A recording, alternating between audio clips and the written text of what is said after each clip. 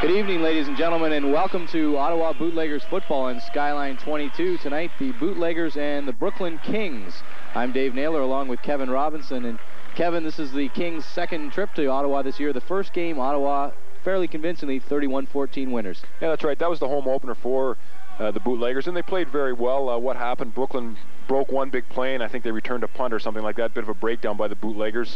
Coach Greg Marshall very happy with the win for the home opener. Wanted to improve on a few things. So tonight we noticed that Brooklyn's only got about 25 or 26 players with the team, so hopefully we're not going to see what happened the last game we did when the New England Crusaders were in town.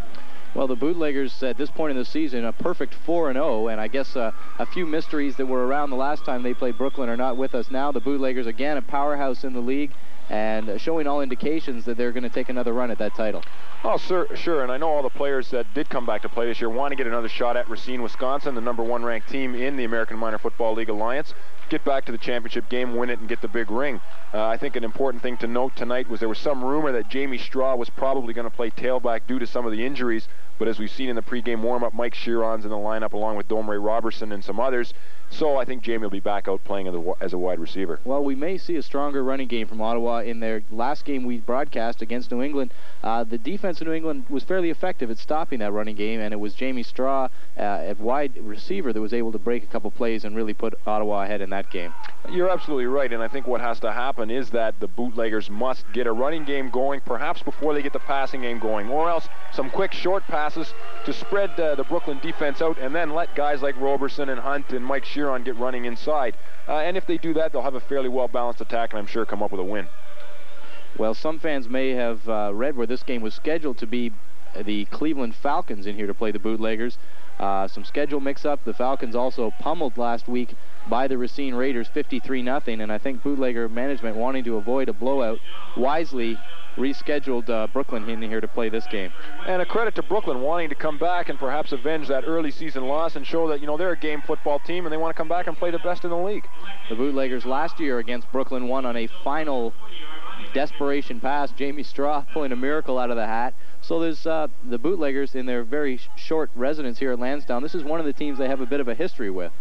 And how many times can we keep saying, you know, Jamie Straw's been coming up with the big catches, either, you know, falling down or diving or catching it off a deflection or off somebody's helmet. The Bootleggers must get a more consistent attack going. We're just moments from the kickoff here. A rainy and fairly mild night at Lansdowne Park.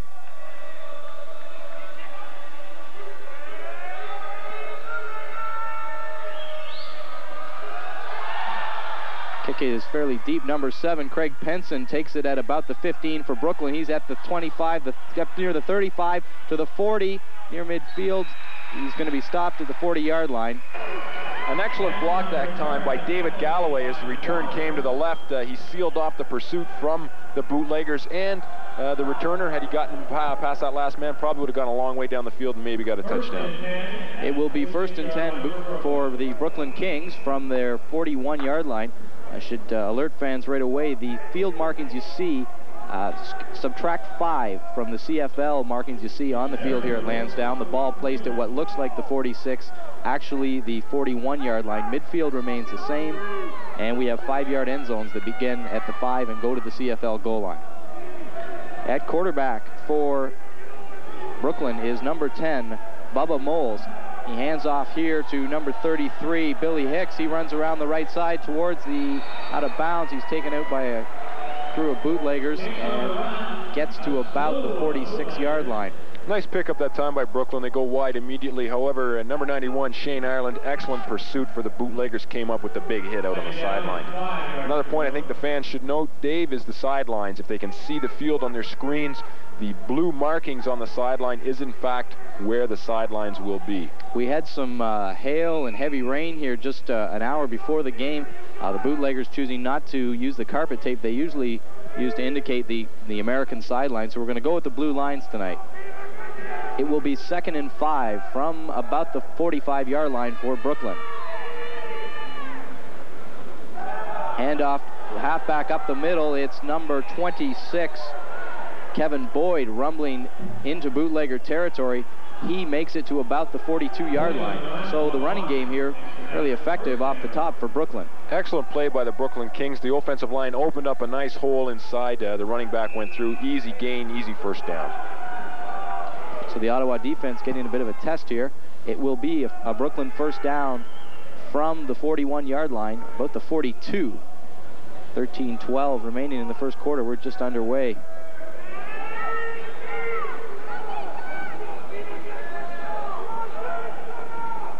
Pitch back to Billy Hicks. He runs left, looking to go outside. He's going to hit the sidelines at about the 35-yard line. Taken out there by number 37, John Lamont of the Bootleggers. When that play was set up, Kevin Boyd, the other running back in the backfield, made an excellent block on bootlegger linebacker Mike Morris, enabling his running mate to get outside for another good gain there, Dave.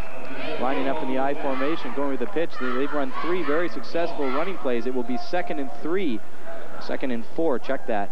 Very early in this game, Dave, it seems it's a different Brooklyn team, although we've got a long way to go. Perhaps they were right in coming back in here to play the Bootleggers once again. Well, there are great things that come with victories, but when you play some of the softer teams, you can get a little content. And the Bootleggers, I think, have been shown in the early seconds here that they will not be able to be laid back against this Brooklyn team. It is 2nd and 4 from the 36-yard line. Bootleggers showing a bit of blitz action. Handoff goes to number 26, Kevin Boyd. He plows to about the 35. Gain of about a yard. It will be 3rd and 3. Thought there may have been a bit of movement on the right side of the Brooklyn line. However, the officials didn't call it. Not much of a game. Nice play by the Bootlegger defense. So Brooklyn continuing to rely on the run. It will be a 3rd and short yardage situation. Ottawa showing some pressure that time. Quarterback Bubba Moles choosing to use the ground game early on here. 11:47 left in the first quarter.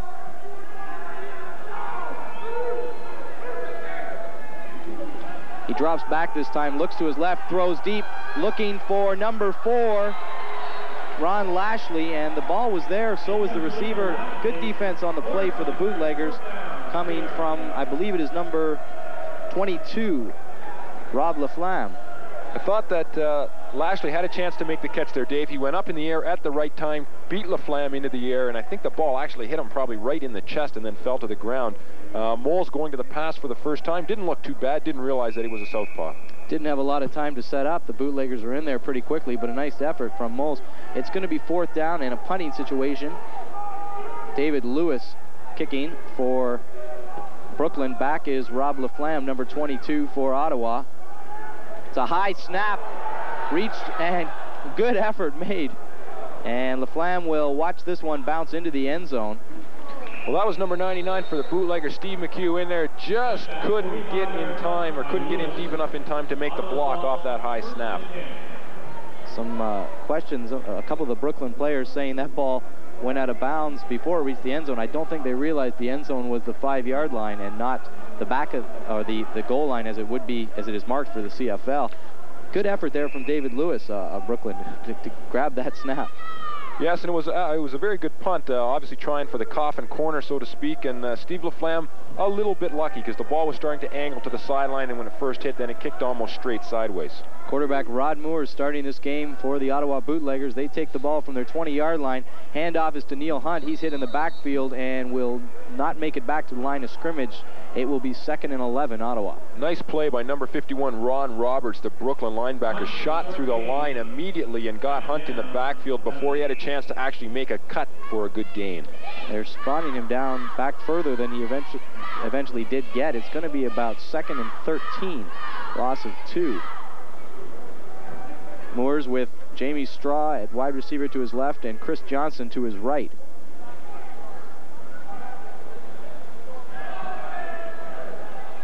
Moores pitches to Hunt, gets a handle on the ball, runs outside to about the 20-yard line. Initial hit that time made by Kevin Sharp, number 32 for the Brooklyn Knights. He led a charge in there, Dave, and it just seems that right now the bootlegger blocking scheme is not working again this game on their ground plays. Well, the ground game has been a bit of a mystery, even against some of the weaker teams. They've had to rely on the big play, and as you mentioned off the top of the telecast, it was important for Ottawa to establish that running game before they went to that, and we're now in a 2nd and 8 situation, or 2nd and 12 situation, I should say. Something else to note, Dave, that the bootleggers, the first 2 plays they've run on the ground, they've come up with a tight end set up on each side of center, something that they haven't done to this point in the season. It is 2nd and 8. The ball markers at the side here were incorrect. It will be at about the 22-yard line. Moore's hands to Hunt again. He makes it to about the 26, well short of the first down. So Neil Hunt carries the ball 3 times. Ottawa is in a punting situation.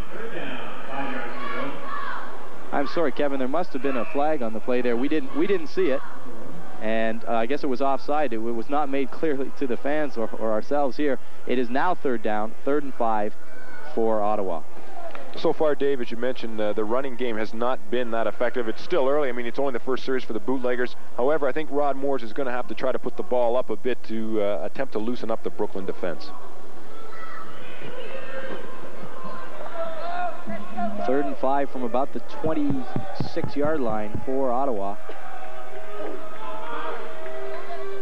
Moores drops, takes a couple steps back, throws to Straw at his left. He one-hopped it. Straw was open, a poor pass by Rod Moores. If Jamie had got the ball, he certainly would have had the first down, and as we've seen many times before this season and last, one-on-one, perhaps able to elude that first defender and break off a big gain. So the bootleggers will be punting here. Mark Titley back to receive the snap. 9:11 remaining in the first quarter. There is no score. This is about the longest we've seen the bootleggers go without scoring in the first quarter for a while, I think. So an indication they may be in for a tough battle. Brooklyn's got a good rush on. Titley's punt is away. Good kick. Back to about the 25-yard line. Return to about the 40. Caught there. A number of bootleggers. Number 19 it is. We haven't got a number 19 on the Brooklyn roster. Struggling for a name there. He returns the ball to about the 40-yard line. Nice run back that time by the Brooklyn Kings. Looked like initially the return was set up to the middle. However, the return man broke it off to his left, almost got outside to the sideline, Dave, and once again, breaks one more tackle. He's gone. Brooklyn had everybody up on the line that time for the rush, and Mark Titley did a good job to get that punt away. A good punt it was.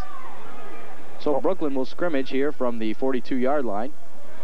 Mark Titley's also a very capable punter, Dave, in the pregame warm-up. I mean, he can boom them between 40 and 45 yards, sometimes longer, you know, on just about every kick. So if he gets loosened up in the game, look for the bootleggers to end up with good field position. Bubba Moles at quarterback for Brooklyn on first down. Pitches here to Billy Hicks, runs outside, tries to cut it to the sidelines. He's stacked up by Shane Ireland and some friends at about the 40-yard line. Excellent pursuit by the bootleggers, Dave. If you look across the field, you'll see there's sort of 4 or 5 that initially were in on the tackle, and probably another 3 or 4 guys that were within the immediate vicinity. Had Hicks managed somehow to break through. Hicks looked like he wanted to cut up earlier and thought better of it, heading for the sidelines. The loss of a yard on the play. It will be second and about 11.5 yards for Brooklyn. Hicks still down, Dave, so I'm assuming he's going to have to come out for a while. I'm a little surprised that Brooklyn has continued to go with the outside pitch all the time. They had some success their first series going outside, but also trapping and going inside.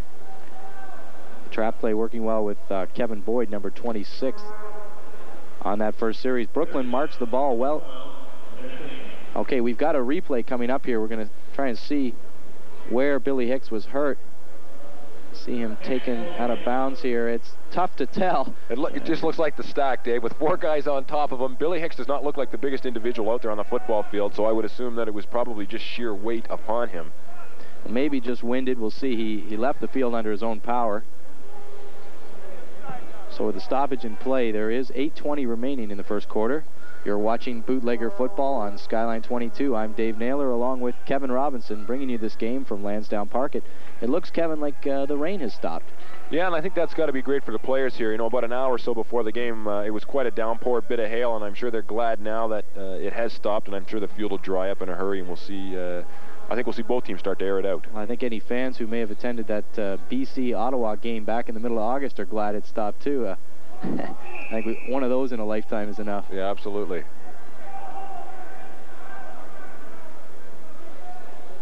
So with the stoppage and play ended, it will be 2nd and about 11 for Brooklyn from their 40-yard line. Moles hands off to Boyd. He runs into the middle of the line. He's stacked up there by number 55, Mike Morris, and a number of other bootleggers. Gain of about 2, it looked like, on the play. Well, just as we said, Dave, Brooklyn tried to go back inside. However, Ottawa seems to be reading their keys and that a bit better. Mike Morris just zipped right inside, made a nice hit, and his fellow teammates stacked it up the rest of the way. I think Bubba Moles has got to start putting the ball up in the air a little more. It seems now that Ottawa is ready for their running plays. Well, a 3rd and 10 situation, you mentioned Ottawa ready for the running plays, much more effective here than they were on Brooklyn's first series, where they were able to march the ball down the field with the run. We'll see what Brooklyn comes out with here in a really one of the few 3rd and long situations they've faced so far.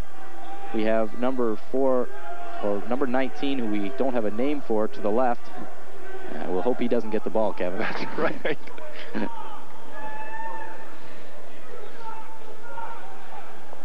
3rd and 10. Moles rolls out, throws, looking for number 19, and there is a flag down on the play. I'm not sure whether it's interference. It was in the area of the receiver. I think, Dave, when you see the flag down in that area, that's probably exactly what it's going to be. The referees are talking it over, and we haven't had a signal yet to see which side it's going against. Referees huddling at about the 37-yard line of Brooklyn. Now we're going to get an indication, or maybe we won't. It is going to be against Ottawa. Offside Ottawa. So it will be 3rd down repeated and be about 3rd and 5. This sort of thing, Dave, has got to be maddening for head coach Greg Marshall. You've got a team, they're 3rd down and 10. Bubba Moles has not really demonstrated yet that he can throw the ball consistently long to get the big gains. Your team shuts them down, and then to be hurt by an offside penalty is really not good at this point in the game. It just gives them another shot, and as you mentioned, they only have 5 yards to go instead of 10. Well, Moles was not that close to completing that pass. It was a fairly futile attempt. They'll get a 2nd shot at it here from about the 46-yard line. Moles rolls out to his left, looks, throws towards the sidelines. It's incomplete there, intended for number 8, David Galloway. He picked the ball off the turf, and the referee indicating immediately no completion, so Ottawa will get off the hook. Nice try that time, though, by Galloway. Moles threw it probably in the only place that he could because the coverage was fairly tight. Galloway sliding down on the turf, trying to make the grab, just couldn't get it.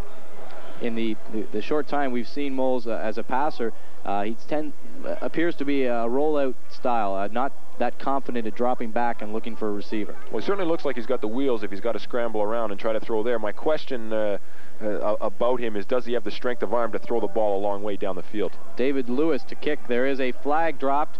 Good kick for Lewis, a spiral. Jamie Straw going back to take it at about his 5-yard line, and will turn it upfield from there. He's at about the 10. Another flag down. Straw is hit and taken down to about the 7-yard line. Well, that was number 73, who, for the Bootleggers, who's not listed on our programs, but that was just a blatant block from behind and right in front of the official. God knows why a player would do that, but there's number flags down all over the field, so I think Dave's going to take a while to sort this out. Number you mentioned, there are 5 flags on the field. The first one coming just moments after the snap. The referees are now going to march this one back, and we'll try to get an indication. Have a replay of that return. Straw stacked up pretty well despite the clip that was thrown in his favor. There's the penalty, or one penalty right there. And as you can see, it was just a clear case of blocking from behind, and unfortunately Jamie Straw on that play, Dave, didn't get to take the ball going forward. As you mentioned, a good kick by Lewis. Jamie had to keep backing up. And as soon as he does that, he has to take his eye off the coverage that's coming down the field. He can't immediately pick a lane to go to.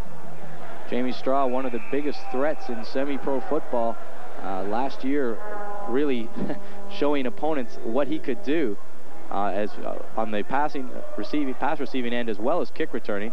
He stands now at about his 20-yard line.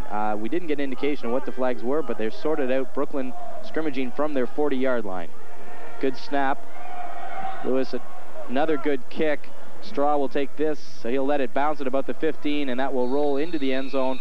Ottawa will scrimmage from the 20-yard line. Nice play by Jamie Straw that time, Dave. Again, Lewis, I think, was trying to go for the corner. Unfortunately, didn't bring it over to the left enough. Jamie made the right decision. The fans must notice on that ball, too, the ball didn't get that high. It was more of a line drive kick, and I think Jamie obviously made the right choice, let it hit the ground, knew that it'd keep bouncing toward the end zone. So Ottawa will take over their second possession of the game. There is no score in this game between the Ottawa Bootleggers and the Brooklyn Kings. 5:43 remaining in the first quarter. Also, to this point in the game, Dave, only one first down for the Brooklyn Kings, no first downs for the Ottawa Bootleggers. So a very tight defensive struggle this far. Both teams playing fairly conservatively to this point. First down, Ottawa. Rod Moores hands the ball to number 35, Domri Roberson. Oh, I'm sorry, that's Steve Powell, number 35. And Ottawa still trying to go with the ground game, Dave. Good intentions. I think, though, now as we've only got under 5.5 minutes to go in the first quarter, they have to get people like Jamie Straw and Chris Johnson involved in the game. Otherwise, they risk the danger of going too long. And then if they do eventually go to them, the receiver may be a bit cold or not quite with the pace of the game or with the flow. Steve Powell and Neil Hunt in the backfield for Ottawa have been used fairly ineffectively thus far. Moores drops back, looks for Johnson, caught at the 27. He fumbles the ball. The referee indicating no catch.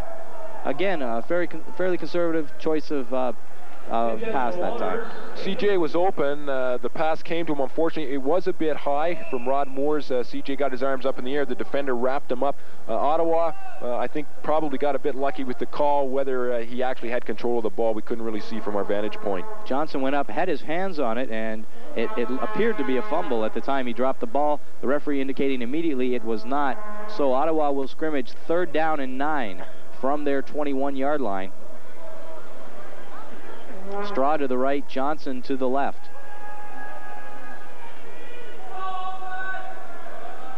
Moores drops, strafes back, scrambling now, running towards the line of scrimmage, puts it up for Johnson, through his hands and almost picked off by number 19. Obviously an offensive and a defensive threat, Dave. A tip ball that time by CJ. Brooklyn showing blitz initially, number 45 for the Brooklyn Kings, Ray Evans, up to the line of scrimmage trying to anticipate the snap count. Rod Moores picked it up, delayed the count a bit, and the defender had to stop and couldn't get a good rush through on him. So Ottawa stymied again here, 4:51 in the first quarter. They will punt for the second time in the game, and they are still looking for their first down. Mark Titley stands at about his 6-yard line. Rushed by Brooklyn, he barely gets that away. It will land at about the 45, roll to the 35, where it will be downed at about the 27-yard line. Dave, I think Coach Greg Marshall has got to be a bit concerned. I mean, the offense has been going a bit slowly thus far, but we've noticed from past games, one of the things that does bother him is special teams. That punt was almost blocked, and if the fans saw what happened, there were 2 men coming in there to block it from either side. One defender back there to block for Titley made obviously the right choice because the punt didn't get blocked, but Greg Marshall's got to wonder what's going on out on the field. Titley's first punt, also, he was under great pressure, so Ottawa's special teams well matched here against Brooklyn thus far. 4:38 remaining in the first quarter. Brooklyn will scrimmage from their 27-yard line. Their 3rd possession of the game. First time they marched into Ottawa territory before being forced to punt. Second time Ottawa stacked them up. Bubba Moles at quarterback for Brooklyn. He hands here to, couldn't see who that was before he was put under a pile of bootleggers. I think that's number 4, Ron Lashley, who has replaced Hicks.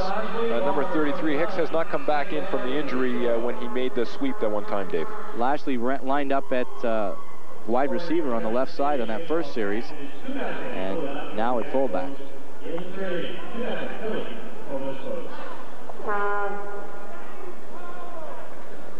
Second and 8, Brooklyn.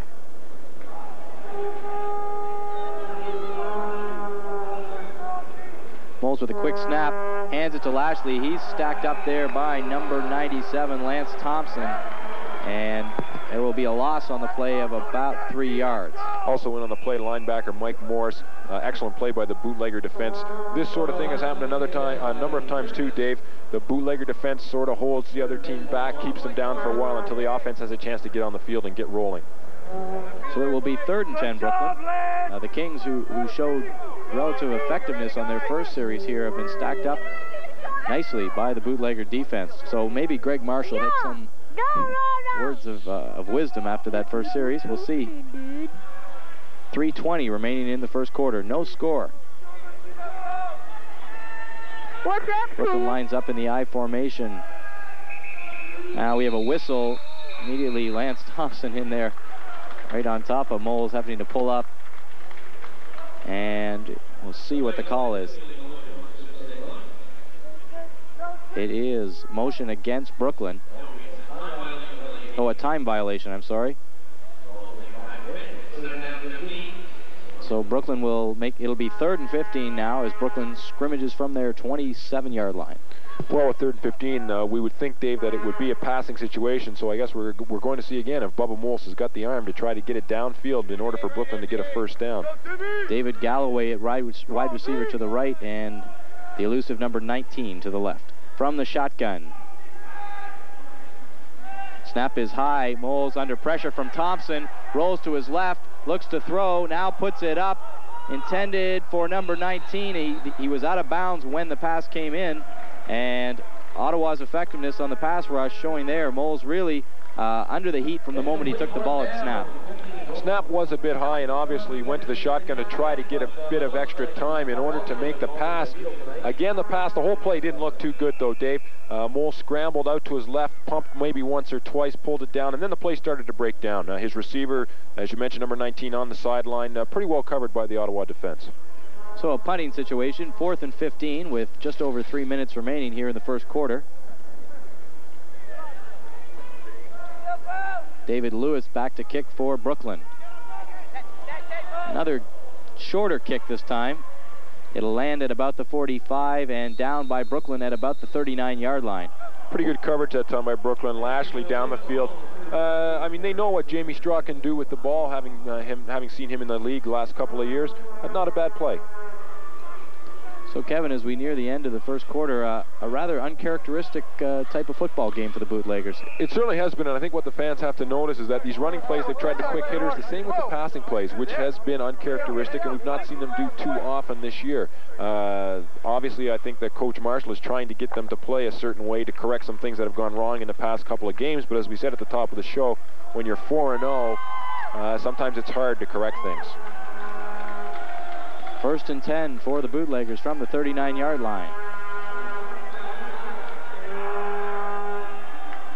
Moore steps to his left, throws out to Johnson. Johnson going one-on-one. He breaks a tackle and is out to about the 45-yard line. Taken down there by number 45, Ray Evans. But a good move made there on Craig Penson, number 7. Excellent block that time by number 34, Neil Hunt. The pass came out to CJ on that little hitch pass or hitch screen.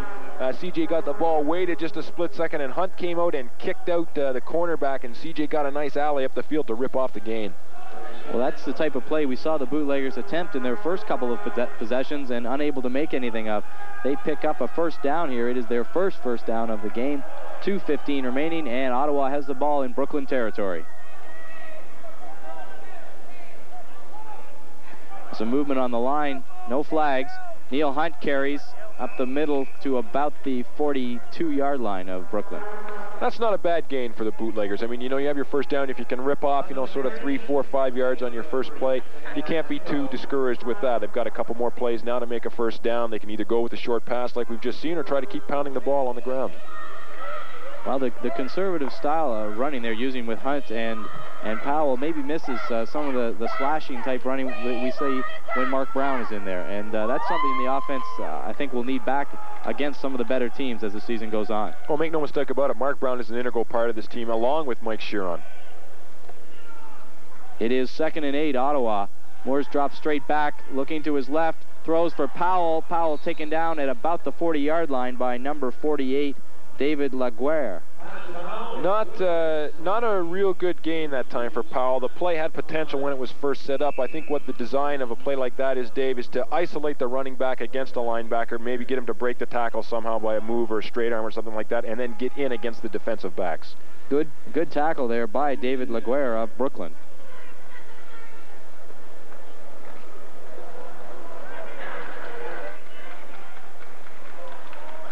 It is 3rd down and 6 for Ottawa.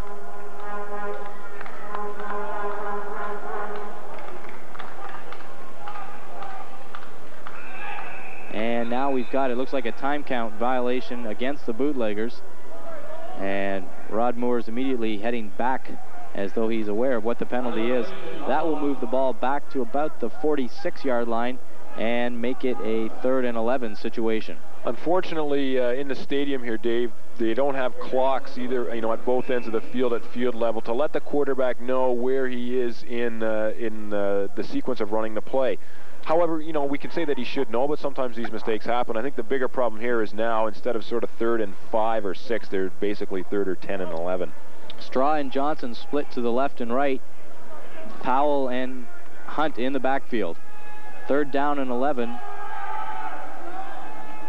Morris drops back, looking for Straw. He hits him at about the 30-yard line. Great catch by Jamie Straw. Excellent catch by Jamie in front, of course, of the elusive number 19. Nice play that time by Rod. Pretty good blocking up front. The pocket had broken down just a bit, but Rod stood in there and made a nice pass. Excellent play. We're going to have a replay here of Jamie Straw's catch. Well, maybe not. Well, yes, we will. Here it is. Right on the tail end where Jamie makes the catch in front of the DB, and they wrap him up for the tackle. Excellent pattern that time by Jamie, and I think now we've seen that even for the bootlegger running game to get going, they have to get people like Jamie Straw and Chris Johnson involved in the offense early, loosen the defense up that way, then go to the running game. Now Straw going to the well for the Bootleggers, as they have so often. We'll take a break here at the end of the first quarter. You're watching Bootlegger football on Skyline 22.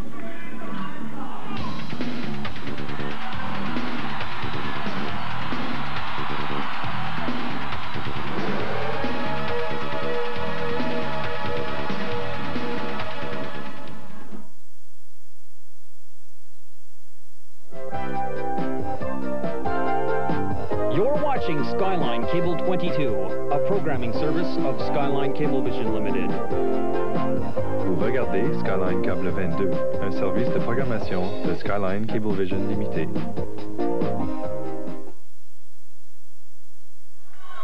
Welcome back to Bootlegger football. Fumble here. Looks like the ball's still loose. Recovered by number 45, Ray Evans of Brooklyn. What started out, we joined the play in progress there. It was a pitch to bootlegger number 34, Neil Hunt.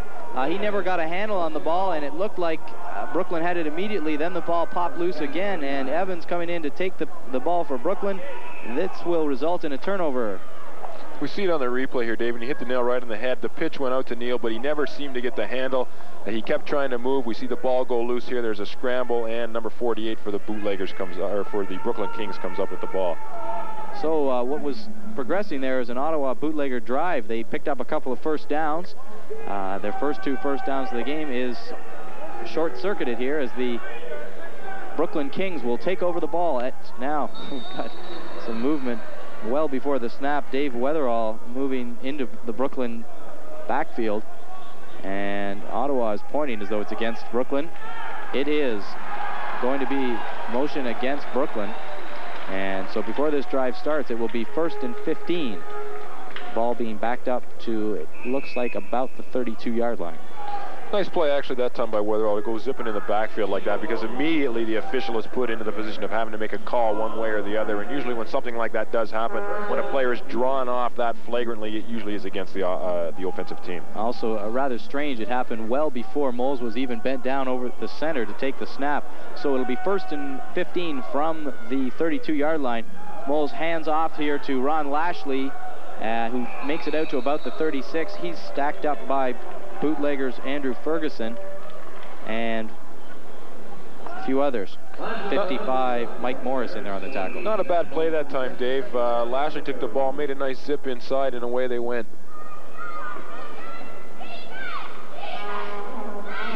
From the first quarter, Dave, the Bootleggers, number 34 for them, Hunt comes up with 5 carries for only 5 yards. Number 35, Powell, 1 carry for 2 yards. And not much better for the Brooklyn Kings. We'll try another running play here. Stacked up at about the line of scrimmage is, I think it was big number 30, or number 26, Kevin Boyd. Also from the first quarter, Dave, in the passing department, Bootleggers Rod Moores 3 completions in 6 attempts. Bubba Moles 0 completions in 4 attempts. Not a offensive show by both teams. No, as we mentioned in the first quarter, they're rather uncharacteristic. The Bootleggers shut out through 1 quarter. I don't know if that's happened yet this season. And who would have thought they would have only had 2 first downs at the end of a first quarter of play. 3rd and 11 for Brooklyn from their 37. Pass is going out to the left side, intended for number 19. I tried a bit of a trap on that, faking the handoff, but the pass was well out of number 19's range. Obviously a timing pattern, Dave. We saw Moles rolling out when he released the ball. The receiver had not even made his move or his cut to the outside for that. Obviously a bit of miscommunication between the two. So the Bootlegger defense stacks up Brooklyn.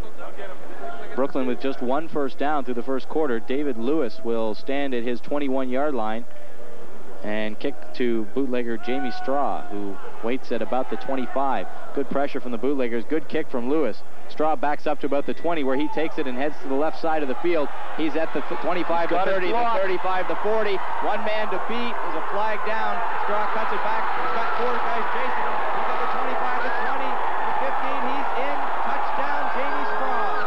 What a play, Dave Naylor. The play, and the immediate signal from the Brooklyn Kings is a holding penalty against the Bootleggers. It seemed to happen just past midfield, where Straw looked like he was headed for the sidelines and then cut back towards the middle of the field. No, the flag is going to be against Brooklyn, and that touchdown will stand for Jamie Straw. 80 yards on the return. What a play, and we saw as Jamie headed to the left where he got that, got the block coming up, and we hope we'll see it on the replay, Dave. Straw lots of time to take this ball where he wanted. He had about 15 yards between himself and the oncoming Brooklyn defenders. Here's the cut he makes back towards the middle of the field and really just outruns everybody to the end zone. Number 87, Lou Edwards, made the key block on the sideline, Dave. An excellent return by the Bootleggers. And how many times have we said it before? Jamie Straw comes through when the team needs him to give them a lift and put them on the scoreboard. So the Bootlegger offense, which had mild success through the first quarter, on the board here, they lead 6-0 with 12:46 remaining in the first half. On to attempt the extra point here is Alan Willard. Hold is down, the kick is up, it is good.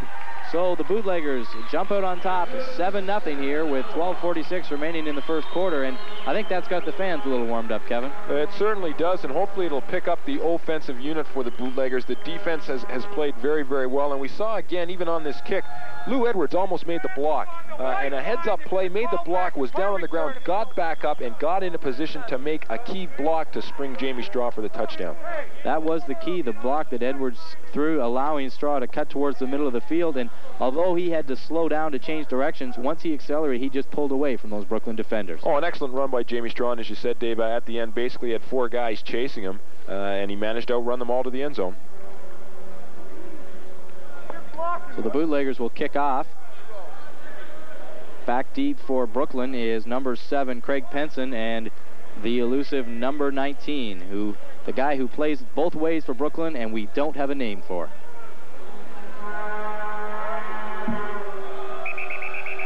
Willard's kickoff is halted by a whistle. Ball lands at about the 15-yard line, but this will come back.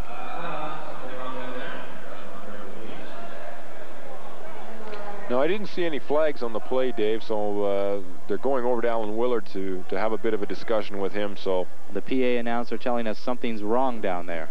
So doesn't look like we're going to get an indication as what the whistle was for. They will kick off again from the 35-yard line. Willard, good kick, taken by number 19 at about the 15. He's at the 20, the 25, runs into the middle of the field, and Lance Thompson will lead the stack of bootleggers that put him down at about the 27-yard line. Not a bad return that time by the Brooklyn Kings. Tried to make it up the middle of the field. They got themselves in pretty good field position. They're going to be working from about their 27 or 28-yard line. Before the game, Dave, number 50 for the Bootleggers, linebacker Mike Budge was out kicking the ball, practicing from the tee, and he seems to have quite a bit stronger leg than Alan Willard, so I wouldn't be a bit surprised to see him on maybe later in the game. That's something we see often in the professional ranks of football. Teams having kickers, one for short range, one for distance, and maybe the Bootleggers aiming that way. First down here, Moles hands the ball to Ron Lashley. He will get back to about the line of scrimmage and no more. Brooklyn really kind of a surprise. They came out very strong on offense and appeared to have the Bootleggers number, but since that first series, it's been all Ottawa defense. Brooklyn not yet to pick up a first down following that first series. And unfortunately, Dave, I mean, we mentioned they were ripping off good gains on the ground. That's not happening again. The Bootleggers are shutting them down, and Moles is going to have to go to the air, whether he wants to or not, to loosen that defense up a bit to try to open up some holes for their running game. David Galloway at wide receiver to the right for Brooklyn, number 19 to the left. Dropping back is Moles, looks for 19, hits him at about the 45 at midfield to the Ottawa 45. He stepped out of bounds. Somebody better tell him. Some nice running that time by number 8 Galloway after he went out of bounds and came back in. However, a nice reception that time, Dave, and this is the sort of thing that we were talking about that Brooklyn has to do to make a few of these passes to show the Ottawa defense that they can pass the ball successfully in order to open up their running game. Well, what you isolated earlier was the problem with the Brooklyn passing game. The timing was off, the receivers not cutting in sync with the ball. That time nicely done by Bubba Moles. So it will be a first down for the Brooklyn Kings. Just short of midfield is where the ball is being spotted. Handoff here to number 26, Kevin Boyd. Looked like Brooklyn tried to go with a bit of misdirection that time, Dave, whether they were trying to, maybe fake a reverse or a sweep or even some sort of a cross buck play. They went inside, but Hicks was stacked up right away. He lost about a half yard on the play. It will be second and just over 10 yards for the Brooklyn Kings.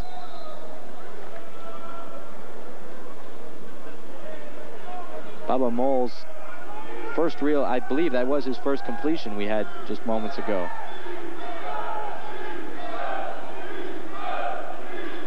Moles hands here to number 4 Lashley. He's over midfield to about the 48-yard line and will set up a 3rd and long situation for the Kings.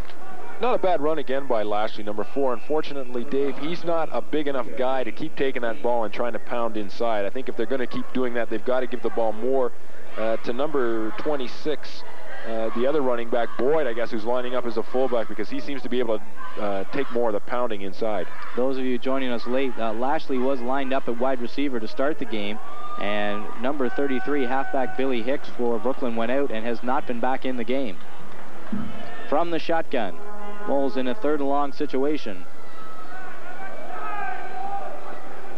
High snap. Throws it to Lashley. He takes a hit, breaks a tackle, and is racing towards the first down marker. He will come up about 4 yards short at about the 45-yard line. Lucky for the Bootleggers that time, Dave. I mean, they had a position there where the running back was going out against the defender. The defender, a much bigger man, not able to wrap him up on that little screen play, and the pursuit caught up with him before he could get the first down. So Ottawa will put Brooklyn in a 4th and 4 situation. It looked at a time there that he had a line on the first down marker, but good recovery by the Bootlegger defense. So a punting situation. David Lewis will stand at about his 40-yard line. Number 80, Doug Waters, back for the Bootleggers.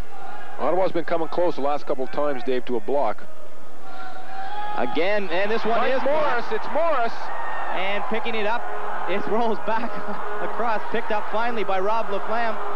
In on it is Thompson, and I believe Brooklyn ended up on top of the ball. No matter, it will be Ottawa's football. Mike Morris getting in there, getting a hand on it. You a little early on the call, but right on there. Well, I saw Mike breaking up the middle. I just didn't know if he'd be able to time his leap in time to get the to get the block, but well played, and it looked like Mike almost came straight up the middle on that play. So the Bootleggers will have a good opportunity. Here we see the replay, the block, and then the Bootleggers chasing the ball. And I think what happens here is after Laflamme fumbles, it's last touched by Brooklyn. Consequently, Brooklyn still has possession with a first down. That's right. With the possession changing, a little confusing there. It is Brooklyn football. Lashley takes it and makes it back to about a yard shy of the line of scrimmage. A rather confusing series of events there. The ball turning over into Ottawa hands and then going back to Brooklyn. So not your not your average block punt there. Slippery conditions maybe contributing to that. Certainly a bit discouraging for the Bootleggers. I mean, after to get through to block the punt and then not have your offense go on the field. But they managed to push Brooklyn back quite a bit. And I'm sure the defense is fired up again, and I think this will be a short series for Brooklyn. 2nd and 11 for the Kings at about the 22-yard line.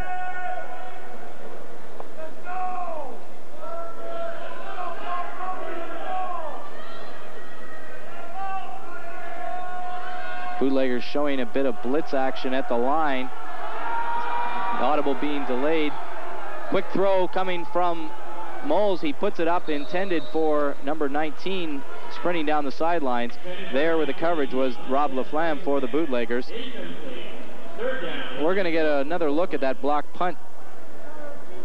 Here we see Lewis getting ready to kick it, Dave, and Morris comes up the middle right there and gets his hands on it. Well blocked as he didn't crash into the kicker.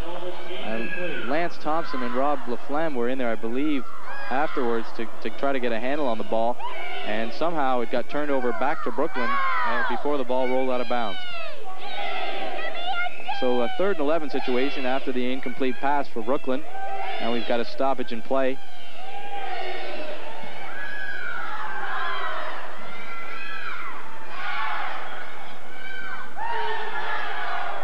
And gives the cheerleaders a chance to get the crowd into the game. Of course, the Legger girls down at the stadium once again doing their stuff. And dressed warmer than they were a couple weeks back. That's correct. Or a month back or so. Fall is here. The weather cooperating tonight. We mentioned earlier some heavy rains and hail just an hour or so before kickoff, but the rain stopped about 5 minutes into the first quarter, and we've got some good football conditions right now. The field's still a little wet. 3rd and 11. Moles will take it from the shotgun, looks over the middle, puts it up there, intercepted. Nicely played that time. Bootlegger defender number 23, Tim Yee, from his corner position.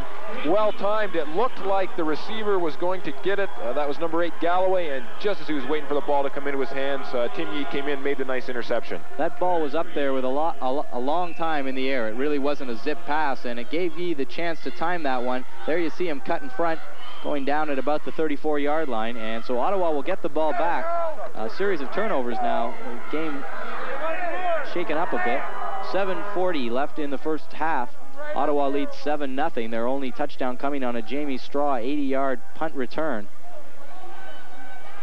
Moores drops back on first down. Looks, throws, has Straw at about the 15. He gets past one tackler, taken down finally by number 7, Craig Penson. But Ottawa will be deep in Brooklyn territory with a first down. Excellent catch by Jamie Straw. Made the nice move, a spin move against number 32, Kevin Sharp, causing him to miss the tackle, and Jamie was able to pick up a few more yards. I think it's imperative, Dave, that Ottawa gets some points off this drive. One, to show that the offense can take the ball down the field and score, and secondly, it sort of balances things out for the block punt when they lost possession. So a first down, the ball spotted at about the 14-yard line for Rod Moores and the Ottawa Bootleggers. Moores on first down, pitches to Neil Hunt. Flag down. Hunt stacked up there by number 93 for Brooklyn, David Duffy. Also in on the play was number 41, Mark Stay. With when you see a flag in the backfield like that, Dave, as we just heard from the PA announcer, usually you think it's going to be a holding call or something against the offense. It is a penalty holding against Ottawa. Somebody trying to break a hole for Neil Hunt. And Ottawa will be in a 1st and 15 situation. Make that 1st and 20. The ball now at about the 24-yard line. So a little tougher assignment here for Moores. They will be long yardage on first down. But they can't get a first down without scoring a touchdown. Domri Roberson into the game for the Bootleggers, lining up behind Moores. Moores to pass on first down, looks over the middle, throws it. It's complete at about the 15-yard line to number 83, Danny Massey, the tight end. Nice block that time by Domri Roberson in the backfield, Dave. The rush was coming in, made a nice block, sent the defender over him, gave Rod Moores a couple extra seconds, and a nice catch that time by Massey. So a gain of about 8. It will be 2nd and 12 for the Bootleggers. I think the important thing here, Dave, is that they didn't try to get it back all at once or go for the bomb into the end zone. You know, they knocked a little bit off it. I'm sure with a couple more plays that will come up, you know, with a first down or a touchdown. Roberson remains in the backfield. Morris throws a quick pass intended for Johnson, and he missed the pattern. Johnson was past the point where the ball landed well before it got there. I think a bit of miscommunication that time between CJ and Rod. Number 41 for the Brooklyn Knights, Mark Stay, came over, wasn't able to make the interception, and I think if Chris had been running straight as opposed to angling toward the goalpost, he would have come up with the easy touchdown catch. Neil Hunt will come into the game here for Ottawa as Doug Waters heads to the sidelines. It'll be 3rd and 12. Ottawa looking to come away with a major here. Moores will have Jamie Straw to his right and Chris Johnson to his left at the receiver positions. Dropping back, looking at Straw, throws up at the corner of the end zone for Straw. Intercepted. Number 7, Craig Penson, taking it off the shoulder of Jamie Straw, and maybe Moores just put that one up a little early. I was a bit shocked, Dave. I thought there was a bit of contact before the ball got there, but the defender going for the ball, I guess, has his entitlement to try to make the interception. We're going to have a look at that and see the ball did look like momentarily it was in Straw's hands, but Penson picking it away from him. Nice play by number 7, Craig Penson for Brooklyn. It looked like if the pass had been a little more toward the sideline, Jamie would have come up with the catch. As he went up into the air, it seemed that the ball hit him on the shoulder and bounced up, and then Penson was able to come up with the interception. Well, Penson able to follow the flight of the ball from a fairly early point on. Right from the snap, Moore's looking at Straw and put it up really for him to run under it, and allowing him to get in there to make that interception. Brooklyn will scrimmage from their 20-yard line with 5:30 remaining in the half. Handoff here to Ron Lashley. He is stacked up by number 55, Mike Morris, and is there a turnover? The ball pops loose. It's going to be Ottawa football. Lashley still on the field on his knees. Now he gets up. That must have happened relatively late. I didn't see the fumble, Dave, but what can we say about Mike Morris? He's blocked a punt. He's been all over the field for the Bootleggers when they're on defense. I think it is imperative that Ottawa come away with some points here with 5 minutes and 22 seconds. Who would believe that the Bootleggers have only 3 first downs and are only leading 7-0? They took the ball down to the 14 before being penalized back to the 24 on their last drive, it ending in an interception. So Rod Moores will have another first down to work with. Johnson and Straw at wide receiver. Passing on first down, looking at Johnson. He takes it at the 15, makes a move. Now stacked up by number 32 for Brooklyn, Kevin Sharp. We're going to have a look at that fumble back where Ottawa got the football back. Ron Lashley at fullback carries the ball for Brooklyn, and there you'll see the ball pop loose, and immediately Lance Thompson pointing that Ottawa has recovered the football. It seemed as soon as Lashley got hit, that's when the ball popped loose. You could see him sort of looking around on the ground, realizing that he didn't have it. That last play, nice holding of Johnson by Kevin Sharp so that the other Brooklyn players could arrive to take him down. Johnson putting on the moves, trying to make a bigger gain than he did. He picked up 7 as it is. It'll be 2nd and 3. Moore's hands off. Hunt will take it to close to an Ottawa first down, spinning to his right. I think you'll notice, Dave, on the offensive set of the Bootleggers, on that play in particular, Neil Hunt set up as the tailback in the I formation, but almost right behind his lead blocker, or his fullback. I think on most other teams you see that run this formation, the tailback is usually 2-3 yards back, so that when he gets the ball, he's got a chance to look around to see what's developing in front of him. Hunt spinning away from a tackle there. As we approach the 4-minute mark, turns out he's about looks like a couple of feet short of the first down, so it will be 3rd and short. It is Roberson and Powell lined up in the I for Ottawa.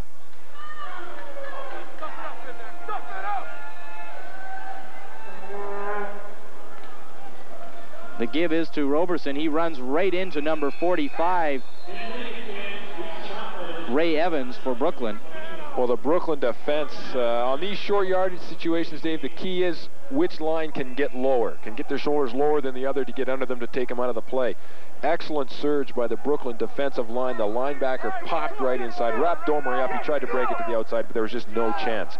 A very unfortunate turn for the Bootleggers. They're going to now attempt a field goal, and let's hope they come away with the points. It will be about looks like about a 30-yard field goal, 27-yard field goal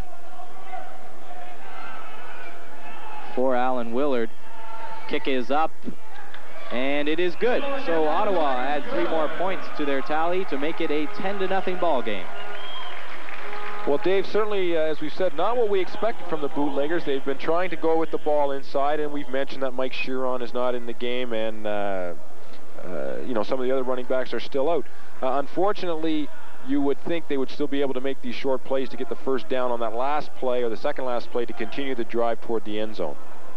Well, injuries playing a very big part of the way head coach Greg Marshall has had to gear his offense this year. Mike Sheeran first, and then Mark Brown, 2 of their very prominent running backs.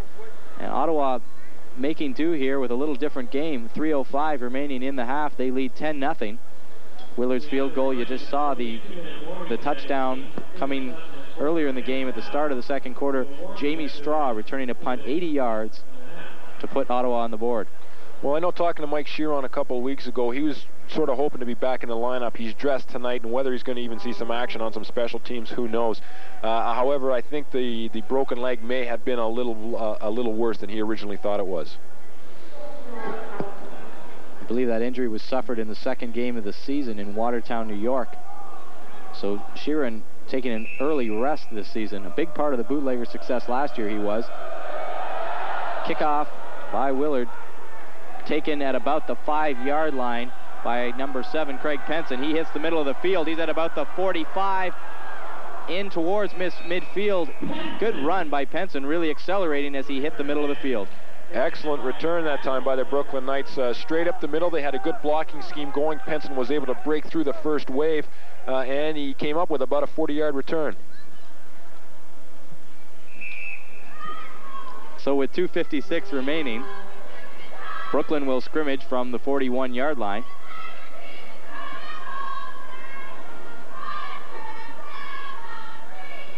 And see if they can get on the board. The deepest they got into Bootlegger territory was on their first possession of the game, driving down into about the 30-yard line.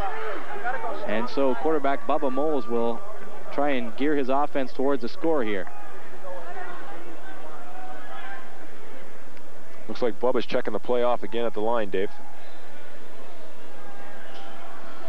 Bubba drops back, looks over the middle, threw well behind number 19, his intended receiver. And it will be 2nd and 10. Not a real good pattern that time. And again, I don't know if the miscommunication is with the receiver or whether Moles is on the wrong page of the playbook here, Dave.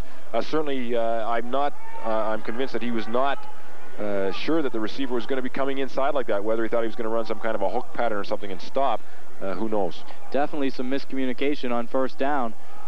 Brooklyn with 2:19 remaining in the half. Moles runs straight back, looks, throws well short of number 19 again. And if there was miscommunication on the first play, there was double miscommunication on the second. That ball landing 10 yards short of the receiver. Well, Bubba out taking a look thereafter, I think glaring at the receiver to see what was going on.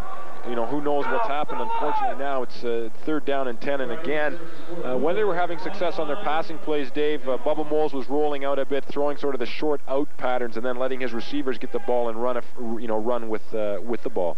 Moles tipping off that he was looking for a deep pattern that time. He turned his back basically to his line to set up the pass, a little unorthodox style. It will be 3rd down and 10 after 2 incomplete passes for Bubba Moles and the Brooklyn Kings. Dropping back again, deep, pressure on, and Moles will hit the turf before he's planted there. Making it official for Ottawa is big number 90, Dave Weatherall. And so, with Brooklyn in a fourth and very long situation, they will be punting. Again, as you mentioned earlier, Dave, Bubba Moles does not appear to be your classic drop back type of passer. And I think Brooklyn should forget about doing that sort of play. Get Bubba to the left or the right when he's moving. He looks to have a pretty good set of wheels, so that if he can't throw the ball, at least he can try to run it and use the sideline as another player to get a bit of a gain. Well, one of the reasons we never see Ottawa's passing game stutter for very long is the style of quarterback Rod Moore's. Moore's straight drop back type of passer, perfect for the American game, able to set up and find his receivers. And of course, as we mentioned before, Rod Moore is one of the better passers in the CIAU when he had his college career at the University of Toronto. I believe Moore's is still in the top 5 of all-time passing leaders. So it is officially 4th and 18 as we move past the 2-minute warning here. The first half, Ottawa leading 10-0. David Lewis to kick from about his 20-yard line. It's a short kick. This one is going to land at about the 45. It takes a Brooklyn bounce down to about the 32, where it's down by number 8, David Galloway. Unfortunate that time that the bootlegger receivers couldn't get up to take a return on that ball, Dave. As you mentioned, a short kick, not well done by Lewis. And perhaps they would have been able to break off a good return. Lewis may be thinking better of hitting the deep one and giving Jamie Straw 15 or 20 yards momentum before hitting a tackler. Straw breaking one at the start of this quarter, 80 yards, taking the ball at about his 20 and really putting on a show for Brooklyn. Well, now that we're inside 2 minutes to go in the half, it'll be interesting to see if Rod Moores, in fact, does come up and run a 2-minute offense for the bootleggers to get him down to the end zone. Doug Waters and Chris Johnson at wide receiver. First down, Moore's looking at over the middle. He intended for the tight end, Danny Massey, and it was well over his head. Incomplete. It'll be second down. The thing there, too, Dave, Danny Massey was open. Had the play been successful, he certainly would have been able to make the grab and probably get a few more yards on the play. So Moore's miscalculates on first down. It will be 2nd and 10. The bootleggers scrimmaging from their 32-yard line.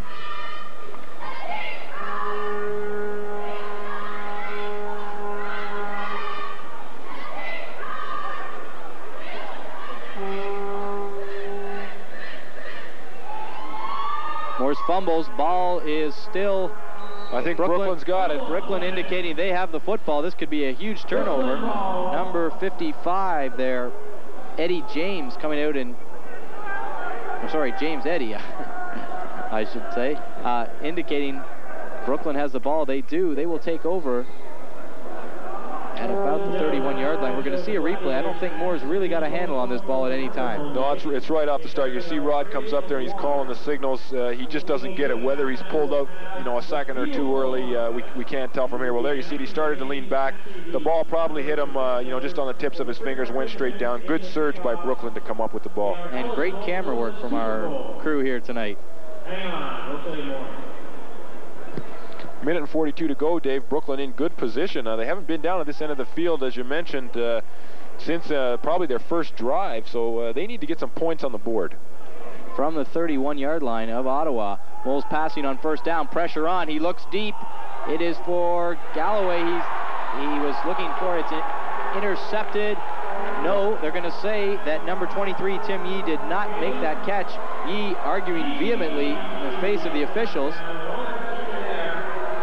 Hard to believe, Dave. It looked like Yee had timed it perfectly, and they get the call. Looks like they've had a reversal.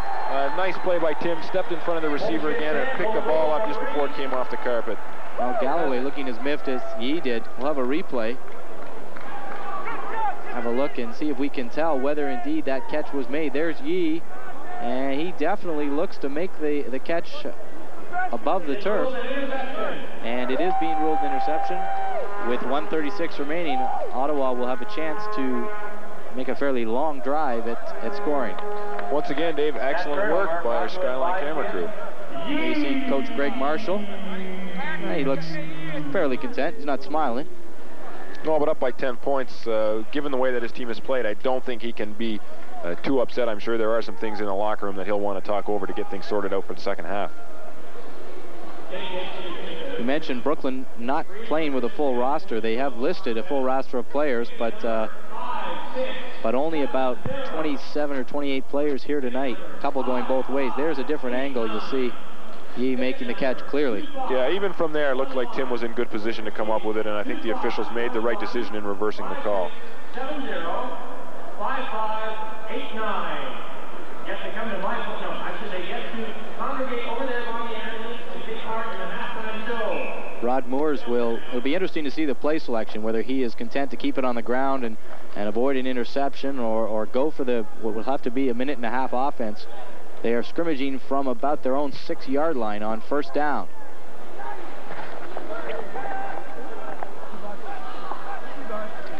Moores hands it off to Neil Hunt. He runs off tackle around the left end to about the 15-yard line.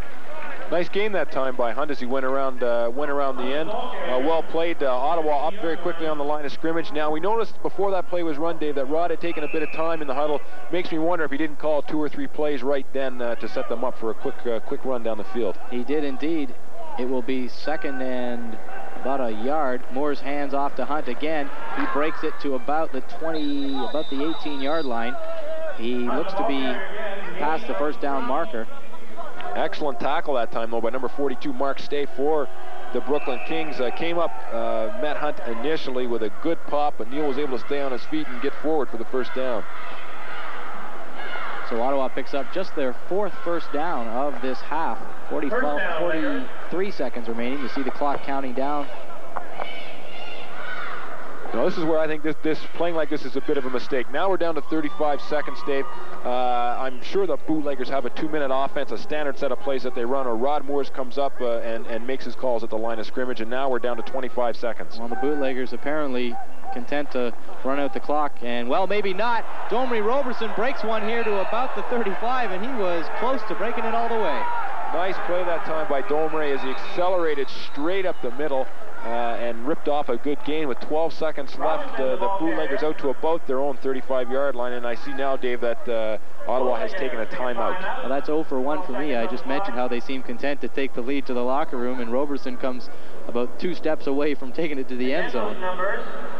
There are 12 seconds remaining, as you mentioned. Ottawa still with 2 timeouts remaining, having spent this one, and some time to get down the field. Well, with 12 seconds to go, Dave, they probably got time to rip off a couple of plays anyway. I think if they're going to throw the ball, what they got to do is head toward the sidelines. Let the receiver make the catch and get out of bounds to stop the clock. What they've got to do, either they go for it on 2 tries to the end zone, or get in a position where Willard can have a chance to kick another field goal.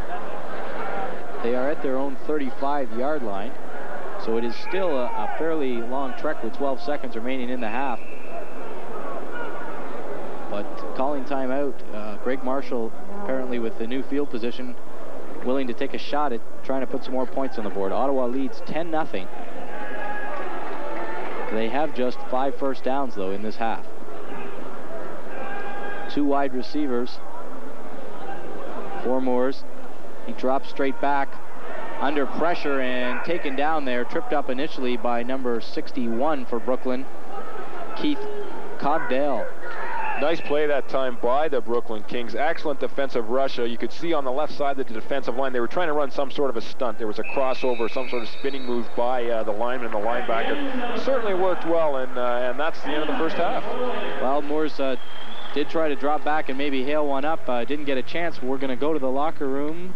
The team's 10-0 Ottawa. And Kevin, what do you think Greg Marshall's going to say to his team at halftime? Well, I don't know what he said before, what the game plan was. We mentioned in our previous telecast that their running game was almost non-existent. Whether that's due to injuries or by design, we're really not too sure. They've shown that they can run the ball a bit. Hunt at the end there, and Domre Robertson ripped off a couple of good gains, but that makes me wonder why it didn't happen earlier in the half.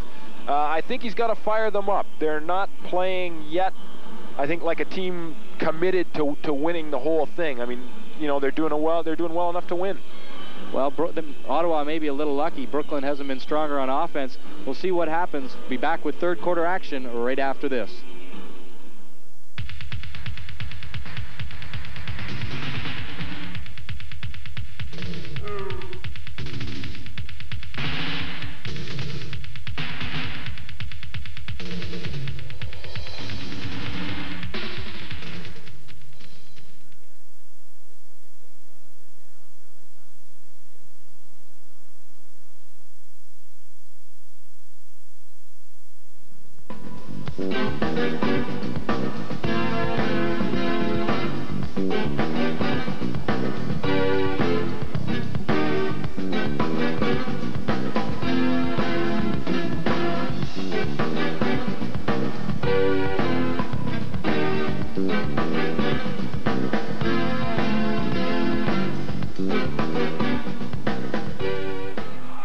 Welcome back to Lansdowne Park for the third quarter of football between the Ottawa Bootleggers and the Brooklyn Kings.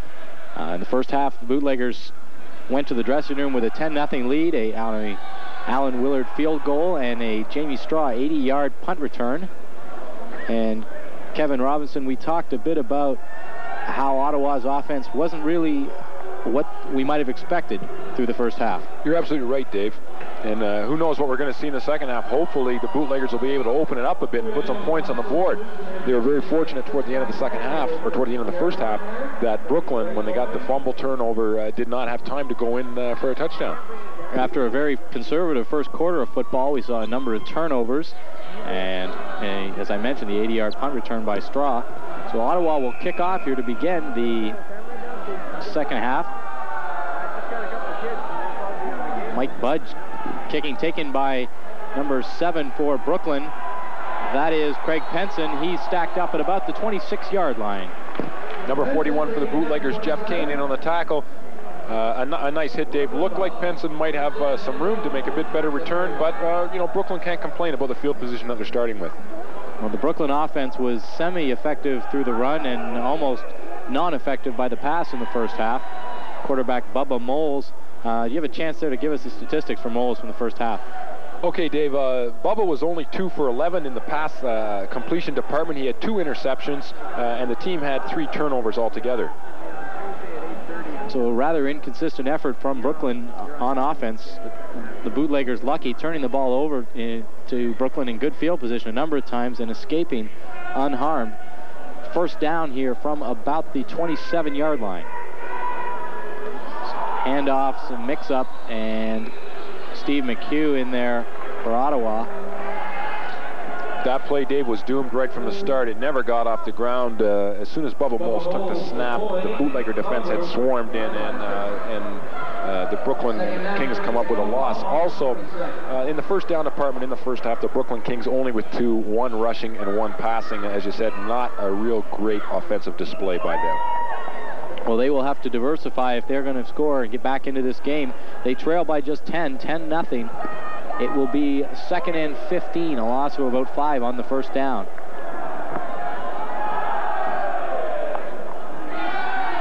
Moles hands off here to Ron Lashley. Lashley gets through a hole before he's met by number 52, Lorne Waters, Bootlegger linebacker, hitting him at about the 25-yard line. He'll be in a... See where they spot the ball. It will be about, looks like a 2nd and 7 or a 3rd and 7 situation for Brooklyn. Well, sorry, the ball is being spotted at about the 25. It is going to be 3rd and 12 for the Kings. An obvious passing situation for Brooklyn, and as we've seen, Dave, Bubba Moles not with the strongest arm going. Be interesting to see what he comes up with. Ottawa has been fairly effective at putting on the pressure. Flag down, pass goes up. It is intended for number 44, Kenny Bond. Almost picked off by number 43 for the Bootleggers. Andrew Ferguson made the diving attempt. So Moles with another fairly weak effort. We'll see what the flag is. It is against Ottawa. Offside Bootleggers, and that will be a 3rd down repeat. Brooklyn will have the ball at about the 30-yard line in a 3rd and 7 situation. See head coach Greg Marshall there on your screen. He's grimacing a bit at the Bootleggers, giving Brooklyn another chance. On the Brooklyn side of the ball, Dave, Billy Hicks, number 33, has not come back into the game after he was injured in the first quarter. He only had 4 carries for 12 yards before he went out. Moles sets up, looks towards the sidelines, throws intended for number 19. He's saying he's interfered with, but a good defensive play coming from number 37, John Lamont. Well played by the Bootlegger defender. Waited to the last second before almost running through the receiver to knock it down. I don't think there was any interference on the play, and Brooklyn's going to have to kick it away. So So the bootlegger defense gets away with a penalty, an error on the penalty. Jamie Straw back out for the bootleggers to return this one. They've got a lot of people up on the line. They may be going for a block again, Dave. Lewis gets the kick away. Good pressure. Straw will take it at about his 30. He runs across the field. Straw heading to the sidelines. He's at the 35, the 40, the 45, still going at about midfield. Fumbles out of bounds. They're going to mark Straw out of bounds at about the 49-yard line. And as he was hit, the ball was coughed out, and I guess Straw was out of bounds before the ball came loose. Nice return by Jamie to get the ball back where he did. He ran a long way going across the field looking to make that return. Looked to be about perhaps 25 or 30 yards. A nice run by Jamie. He just couldn't quite turn the corner enough to get up that sideline. Our statistician has informed me 24 yards on the return. So 1st and 10 bootleggers from just their side of midfield. Moore's hands off to Steve Powell, who runs in, carries a number of players with him to about the 46 of Brooklyn. We're into the second half, Dave, and it seems that the bootlegger offense is going to continue to go with these quick hitters up the middle to try to get the ground game going. Leading 10-0, that's fine. However, with only a 10-point lead, the Brooklyn Kings are not out of this by any stretch of the imagination. I'm just wondering how long this can go on before Rod Morris gets the green light to open it up a bit. You're very right. The bootleggers thus far this season have not been in a situation where they have to score. They've always been able to select relatively conservative plays when they needed to.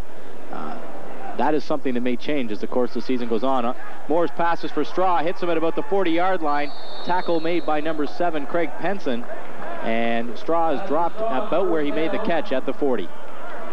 Not a bad reception by Jamie, but that time, Dave, once he made the catch, there was nobody out there to provide any blocking for him. No other receivers running a pattern on that side of the field, either to set a pick or something that Jamie could take advantage of to try to get further down the field. And I'm not sure that that sort of play selection is really good for them either. It is a first down for Ottawa. They are at the 40-yard line of Brooklyn. Straw and Johnson are the wide receivers. Some movement on the line. We've got a whistle. And we'll see. We'll let the referees sort this one out. Looks like it's going to go against Brooklyn, Dave, and obviously their defensive lineman, their nose tackle, trying to anticipate the count that Rod Morris was going to go on. Well played by Rod, comes up with effectively a free play.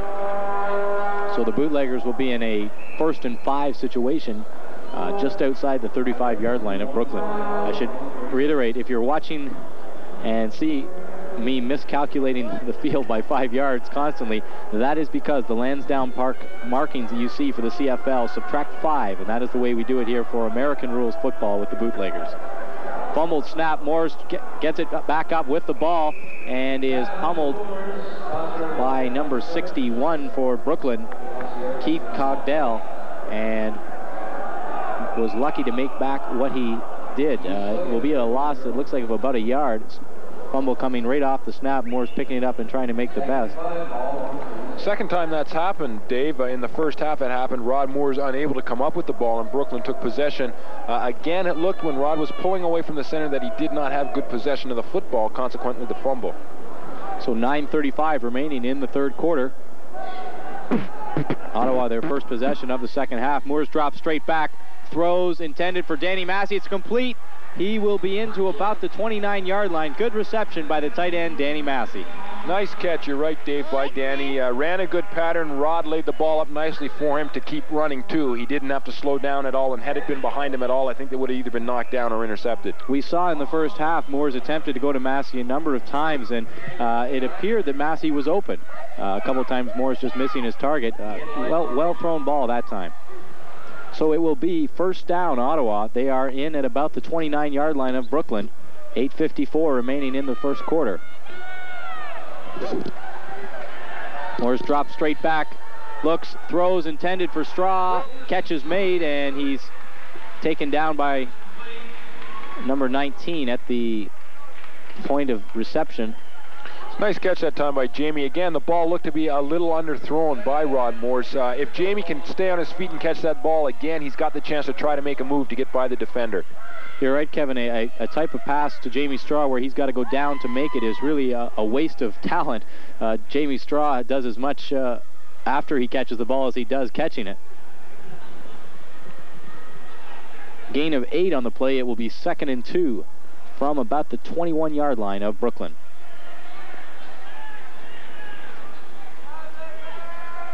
Straw over on the right side now at receiver. Johnson to the left. Moore's scrambling to his right, looking for Straw. He puts it up. It's out the back of the end zone. Jamie Straw was out of bounds well before the completion of that play. Pressure coming there from number 61, Keith Cogdell of Brooklyn, and I think Moore's content just to get rid of that one. Yeah, I think Rod did throw that one away. Jamie Straw, as you mentioned, was out of the end zone. I thought that Rod Moores, though, had an opportunity perhaps to scramble. If he had pulled that ball down and just headed for the sidelines immediately, maybe he would have picked up a couple of yards. Well, Rod Moores is not the scrambling rollout type quarterback. He's much more of the drop, stay in the pocket, and the Bootleggers have given him fairly good protection. That's one of the few times we saw him have to break out of that pocket. It is 3rd and 2 now for Ottawa. Fumbled snap again. Brooklyn has it. It's going to go Brooklyn's way. I think that was number 55 coming up with it, James Eddy, and something has gone wrong now between the center and Rod Moores. They fumbled a couple times, or 3 times. They've lost 2 of them to Brooklyn. Perhaps when they get to the sideline, I see that Rod's talking things over right now as they come off the field. They'll sort this out so it doesn't happen again throughout the game. You mentioned Rod Moores talking to his offensive line as he leaves the field there. A number of mix-up there right from the snap. We're going to have a replay, see if our Skyline cameras can pick up where the recovery by Brooklyn occurred. And you see the ball drop loose, and his center is tied up blocking. As Rod tried to go back in for the ball, as you said, did with the center blocking, he just couldn't get back in there. But it seemed the ball just hit him in the hands, and Rod didn't squeeze it, and it dropped straight down on the turf. First down here is a gain of a yard by Brooklyn on a running play while you're watching the replay. In Moore's defense, we should mention the field is fairly wet, fairly slick, and after the ball has been in play for a while, it becomes that way. So that has been a problem here tonight. Brooklyn in a 2nd and 9 situation. They have the ball at their 23-yard line. Fake the handoff. Pass put up, intended for number 4, Ron Lashley, and well short. May have even been tipped. I think number 55, Mike Morris, the linebacker, got in, and whether he tipped the ball or got a hold of Mole's arm as he was doing his throwing motion, the ball just seemed to go end over end and nowhere near the target. So Brooklyn attempting a bit of a trap on that, not mixing Ottawa's defense at all. They were not fooled, and it will be a 3rd and 9 situation. Brooklyn with just 2 first downs in the game, and really from the opening moments of the first quarter have not been able to advance the ball effectively at all against the Bootlegger defense. Moles drops back. He's got pressure coming. He takes a hit, puts the ball up. It's intended for number 8, Galloway, and getting to Moles on the play for Ottawa was big number 90, Dave Weatherall. Moles, I think, conceded he was going to take a shot and got the pass away. So it will be 4th and 9, and Brooklyn really showing us nothing more than what they had in the first half. Nice defensive play that time by number 23, Tim Yee, again for the Ottawa Bootleggers. Already has 1 interception, closed well at the end and knocked that pass down. And it looks like we're going to have number 80, Doug Waters, out on the field to try to run this punt back. There we just saw Tim Yee in our screen, just knocking down that last pass. Well, Waters will stand at about his 30-yard line. David Lewis, the kicker for the Brooklyn Kings, has been very strong tonight. He's had 1 blocked, but other than that has been punching out pretty good punts tonight. This one skips. He makes a good recovery. It's blocked by Lance Thompson, number 97, rolls forward, and Brooklyn will down it at about their 42-yard line. Lance Thompson getting in there, putting a hand on the ball. And, oh, I'm sorry, that's number 87, Lou Edwards. I thought that was 97, Thompson. Number 87, Lou Edwards, getting in there and put a hand on it. Nice play by Lou Edwards. Nice closing from the outside. Dove to the point where he thought the ball would leave Lewis's foot. Didn't come anywhere near to contacting the kicker. Made the nice blocking. You notice that time, none of the bootleggers worried about picking up the ball. Once it went forward, they let Brooklyn down the ball, and they've got excellent field position. We're going to have a look at Edwards' play here. There you see, that's off the skip that Lewis picks the ball up. Good recovery on his part, and with Ottawa having good pressure all night, the skip was enough time to allow Edwards to get a hand on the ball. On first down, Rod Moores is stacked up by number 54, Ed Ricarter. The Brooklyn defense, again, coming up very strong, Dave. And if I'm Coach Greg Marshall, I think I've got to be concerned about what's happened so far in the second half with my offense. All the bootleggers very, very lucky that Brooklyn has not had more on the offensive side of the ball. It seems every time Ottawa's offense fails or turns the ball over, they get it back moments later with Brooklyn ineffective moving the ball at all over any period of time. It is second and... Well, the clock is wrong. It is 2nd and 14, not 2nd and 4. Ball's fumbled again off the snap. Moores picks it up, and he will be going nowhere. Swarm of players taking him down, and he will lose a couple more. It will be about 3rd and 16. So again, we see the miscommunication right from the snap for Ottawa.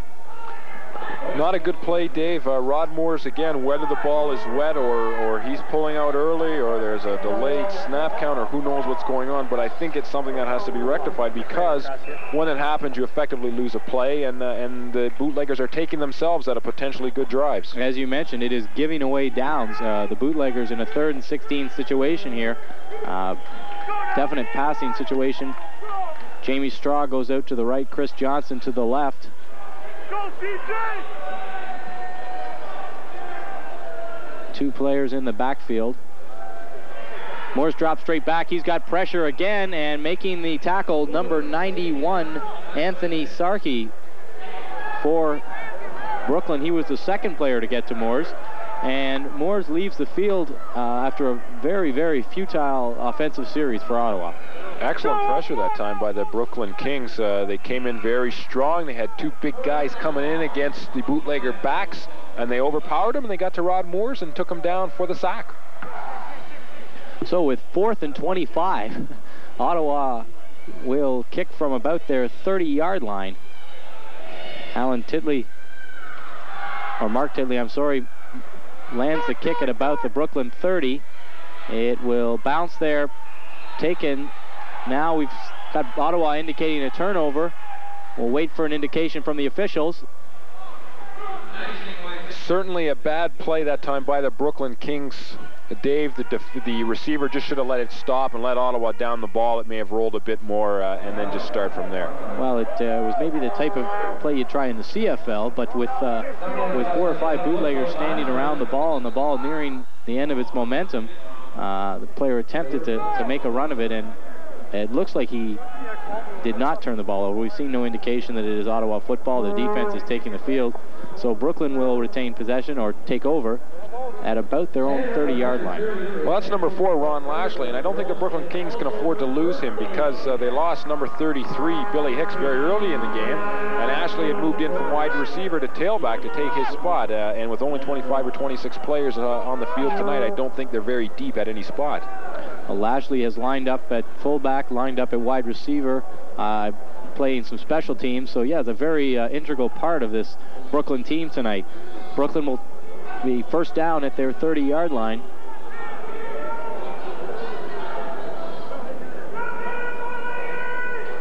Looking for something new. Handoff. Oh, Shane Ireland stacks him up at the line of scrimmage. That was Billy Hicks, number 33, back in the game. A bit of a rude welcoming back to him by Shane Ireland, but number 91 for the Bootleggers jumped in the hole and just tore that play apart. Well, Hicks showing no signs on that play of the injury that had him leave the game in the first quarter. Took the ball full head of steam. Hicks coming in now with Lashley on the sidelines. So we're back to the starting backfield we saw of Hicks and Boyd for Brooklyn. The gain is 2. It will be 2nd and 8 from about the 31. Now we've got all kinds of motion. The ball is fumbled, flags everywhere, and this one's going to take a couple seconds to sort out. I think it's going to go against number 67, Yee of the Brooklyn Kings. He's an offensive lineman. Looked like he was up out of his stance, starting his block before the ball was even snapped. It is against Brooklyn.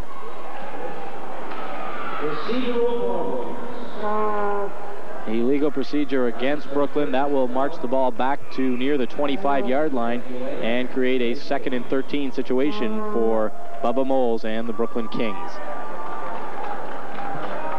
These are situations that the Brooklyn Kings cannot afford to get in, Dave, if they want to get into this game and score a touchdown or attempt to win the game. They just not have demonstrated the offensive creativity, to go down the field and march the ball at will to try to score. Fumbled from the snap. The ball is loose. Looks like Ottawa football. And it is going over to the Bootleggers. Looked like number 98, Paul Brown, that came up with the recovery. We'll see as he gets up. It was number 98, Paul Brown, former Simon Fraser linebacker, now with the Bootleggers. And Brown pouncing on that ball with 3:49. We're going to have a look at that. Well, we've seen fumble snaps from both sides of the line now.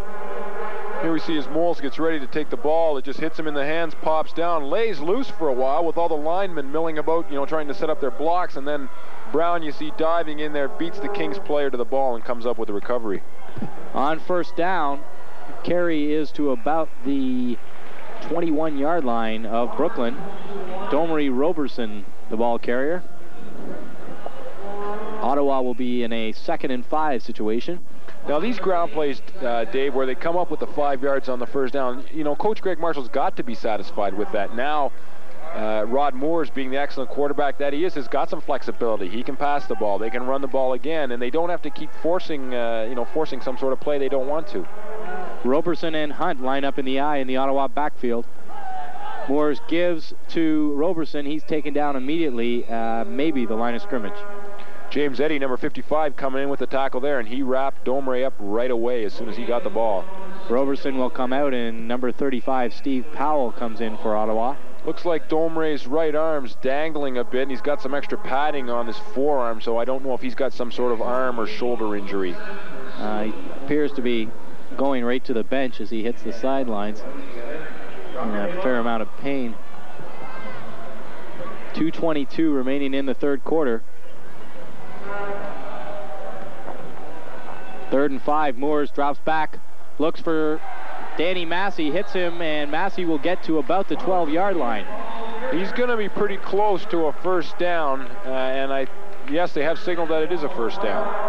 So Danny Massey, one of the real bright lights of the Ottawa offense tonight. We mentioned they have to diversify a bit with some of their running backs on the shelf, and Massey has made a couple good receptions here. There we see Domery Roberson on the sideline. Looks like they're working on his shoulder, Dave. As you mentioned, nice catch by Massey, and I think the more people that Rod Moores can involve in the pass-catching part of the offense, the better it is for a guy like Jamie Straw, because they won't be able to key on him all the time. Moores looks for Straw here. He takes the ball at about the 9-yard line, heading for the end zone. He'll be out of bounds at about the 4. That's the type of play that you like to see Jamie Straw get a catch on. The ball comes out, he catches the ball, he's on his feet, and he has the opportunity to try to beat his man one-on-one, where he was able to pick up a few extra yards. Well, the elusive number 19 making a good tackle to keep Straw from penetrating the end zone. 1:26 as the clock counts down near the end of this third quarter. Bootleggers looking to go up 17-0. They have a 2nd and about 2 from the 4. Powell and Hunt line up, as you mentioned, close together in the backfield. The give is to Hunt. He runs around the end. He's stacked up there. And will be, I believe, still short of an Ottawa first down. I think they have about a yard to go, Dave, and they can get a first down without scoring a touchdown. Again, I sort of question the way the backfield is set up with the tailback being that close to the lead back when they're in the I setup. The ball is being marked about slightly less than a yard shy of the first down. the Bootleggers are going to send Shane Ireland into the offensive line, it looks like, or we'll see where he lines up. Chris Johnson coming out, number 88 for Ottawa. Well, with number 91 in the lineup, my immediate suspicion, if I was a Brooklyn King, would be that that's the side the ball's going to come to, and Shane's going to try to lead the guy into the end zone somehow. However, we'll have to wait and see. Well, Ireland lines up at tight end, it looks like.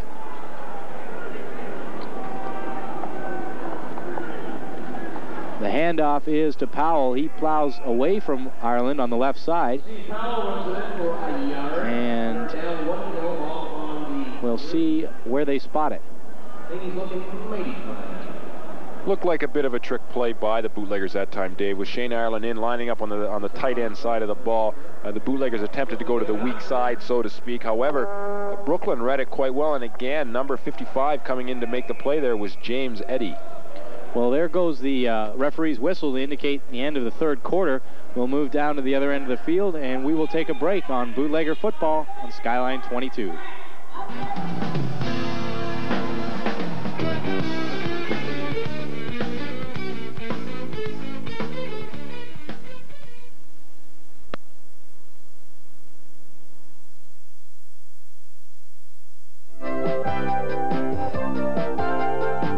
You're watching Skyline Cable 22, a programming service of Skyline Cablevision Limited. Vous regardez Skyline Câble 22, un service de programmation de Skyline Cablevision Limited. Welcome back to Bootlegger football here, the start of the fourth quarter.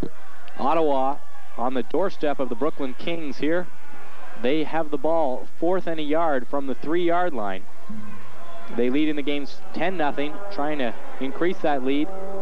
Steve Powell and Neil Hunt in the backfield for Ottawa, lined up side by side. The ball is fumbled off the snap. Brooklyn indicating they have it.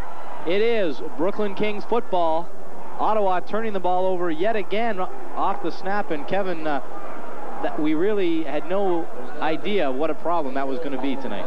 Well, that I think is probably about the 5th fumble of an exchange between Rod Moore's the quarterback and the center, so something is not going right. Of note statistically, in the third quarter, Rod Moore's not too bad, 5 for 6 in the passing department, 3 first downs. And if we can get a chance to look at a replay, we see the ball hits Rod in the hands again and just drops straight down after his exchange from the center, number 51, Warner Miles. Well, the reason why so often you see with the center standing up, looks like it's easy for the Brooklyn defenders to get underneath and pounce on that ball. Moore's really having a problem with that. You mentioned he's 5 for 6 in the third quarter, but the turnovers and the miscommunication don't show up in those statistics. It will be first down Brooklyn. They have the ball at about their 5-yard line. Flags down, some motion on the line before the snap. We've got an early procedure signal, so it's going to go against Brooklyn. Also for the Bootleggers statistically, Jamie Straw came up with a couple of receptions for 23 yards. On the Brooklyn side of the ball, Bubba Moles in the passing department, 0 for 4. Well, Moles has struggled game long with the passing, and this will be a tough series for Brooklyn in the shadow of their own goalposts. The ball at about just shy of the 3-yard line, half the distance to the goal line. It will be first and we'll call it 12.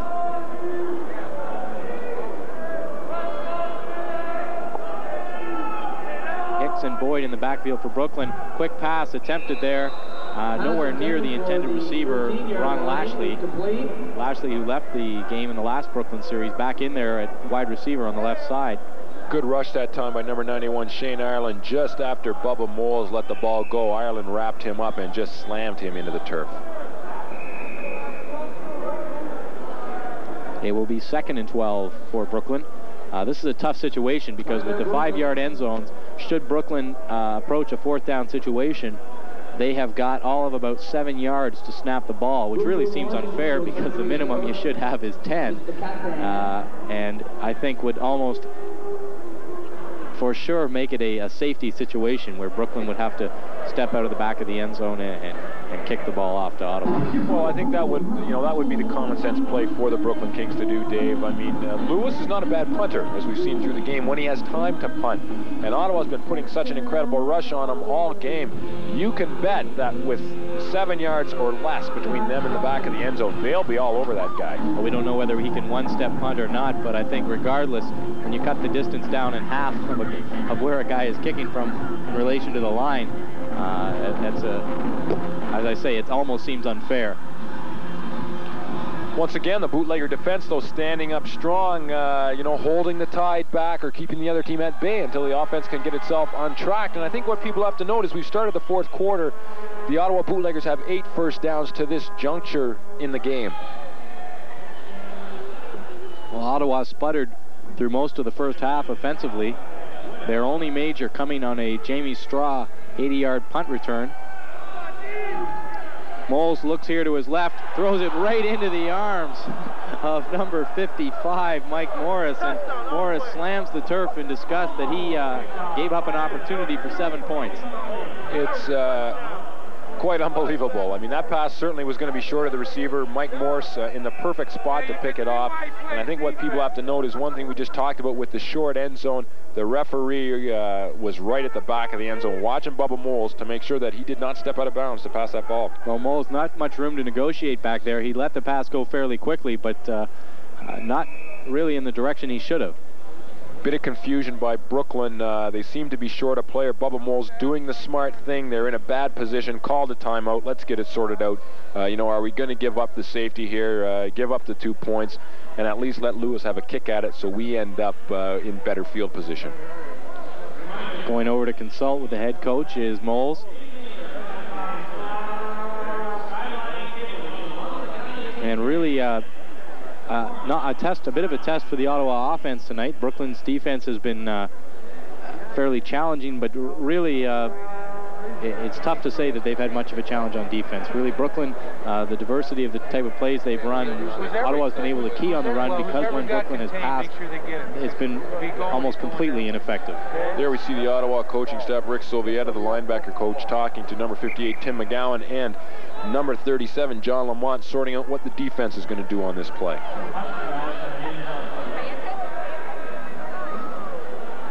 .27 remaining in the game. Ottawa leads 10-0. The Brooklyn Kings operating from the shadow of their goalpost in a 3rd and 12 situation. Shane Ireland right up on the line of scrimmage, just dropping back now. Moles back, throws a pass. It is dropped, intended for number 4, Ron Lashley. He was stacked up by Rob LaFlamme, and the ball almost popped loose into the hands of one of the bootleggers. It will be 4th down, and I expect, Kevin, we will see a safety situation.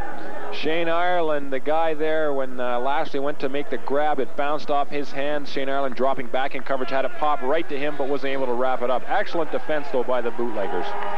Now you see on your screen that the referee is at the back of the end zone explaining things to the Brooklyn Kings, and I suspect, as you said, Lewis may take the ball and just step out of the back of the end zone or something for the safety, and then we'll move out here so we can get a good punt. We'll see what happens. He is standing at the back of the 5-yard end zone.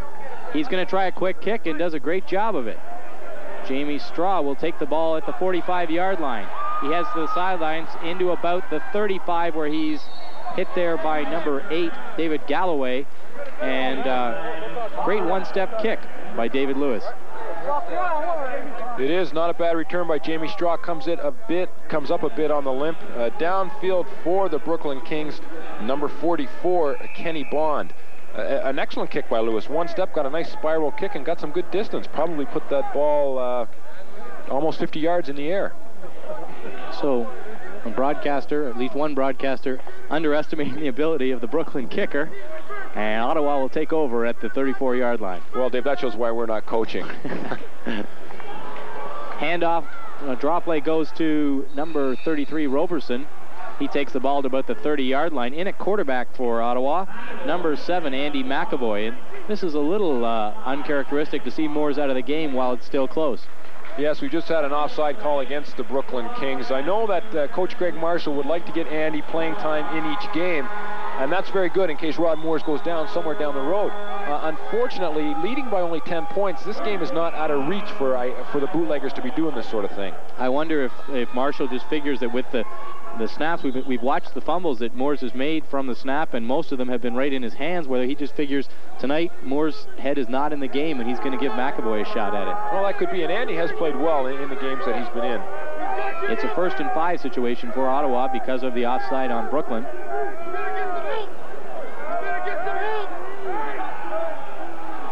Quick step intended for Johnson, almost into the hands of number 19 for Brooklyn.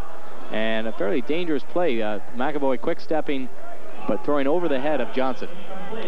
This play they've run a number of times, or tried to run a number of times, with Jamie Straw and CJ, and unfortunately the play there, the pass was a little too high, and again, when CJ goes up in the air, he doesn't have enough time then for any blockers to come out and set him up on a run. And it went off his hands. If the interception is made, number 19 is down the field for 6 points. Well, a close call. It'll be 2nd and 5 for McAvoy. Hands off here, getting to about the 25-yard line for Ottawa. Looked like Domri Roberson with the ball. I believe it is Roberson. It is indeed Domri Roberson. And that will be close to an Ottawa first down. It'll be 3rd and about a yard. Hey. Hi, Mom. Hi, Mitch. Let's go. All right.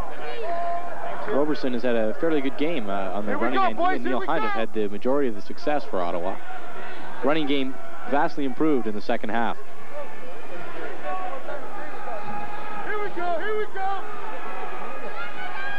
The handoff is to Roberson again, and he's piled up there by a number of Kings, including Anthony Sarkey, number 91. Stacked up immediately, Dave. They needed to get to the 20, almost the 24-yard line, and they did not get there. Whether they go for it or not now, we'll have to wait and see. Looks like McAvoy's going to call a timeout and go over and talk it over with head coach Greg Marshall. It is 4th and maybe just less than a yard. In the previous short yardage downs we've seen, Brooklyn's defensive line has come up big. So this is by no means a sure thing, and McAvoy is going to take some time to talk about it. With the ball on the 25-yard line, you can figure it's about a 32-yard field goal if they're going to try to go that way, and I don't know if we're going to see Alan Willard come out and make the attempt.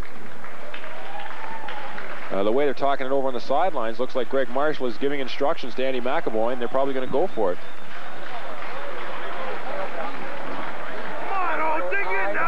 McAvoy discussing, there you see, with Marshall. And can you read lips, Kevin? No, I can't. I think, oh yeah, okay, that's what I'm going to do, Greg. That's what he said. All right. So McAvoy heads back into the huddle. And Neil Hunt will come out of the play for Ottawa. We'll see how they line up here. It looks like they've got Jamie Straw lined up at tailback with Domri Roberson in front of him.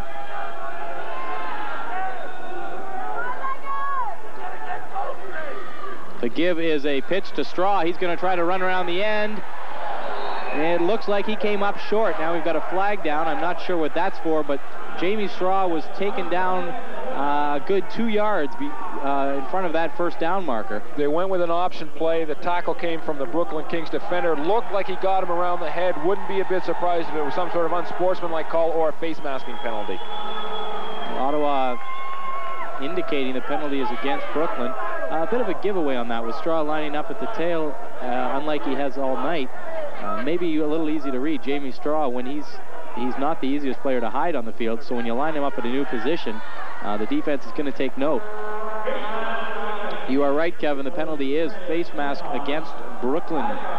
That will be a 5-yard penalty and give the Bootleggers a first down. Well, certainly the Bootleggers lucky on that play because Jamie Straw did not have the necessary yardage for the first down. And as you mentioned, Dave, there was some talk earlier in the week that Jamie Straw may play tailback for the entire game. Now, if he does that, then maybe this play is not such a giveaway. But him coming in for one play, you know, if I was the defenders, I'd certainly be keying on him. Straw will stay at tailback behind Roberson as the Bootleggers resume this series on first down from the 20-yard line.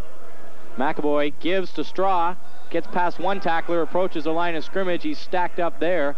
And again, not fooling anybody. The tackle being made by number 91, Anthony Starkey, for Brooklyn. Draw play by the Bootleggers. Straw did some good high stepping inside to get back to the line of scrimmage. Well, something a little different. We'll see where Straw looks like. This may be something that Greg Marshall is trying for future games to see what will happen with Straw lined up at tail.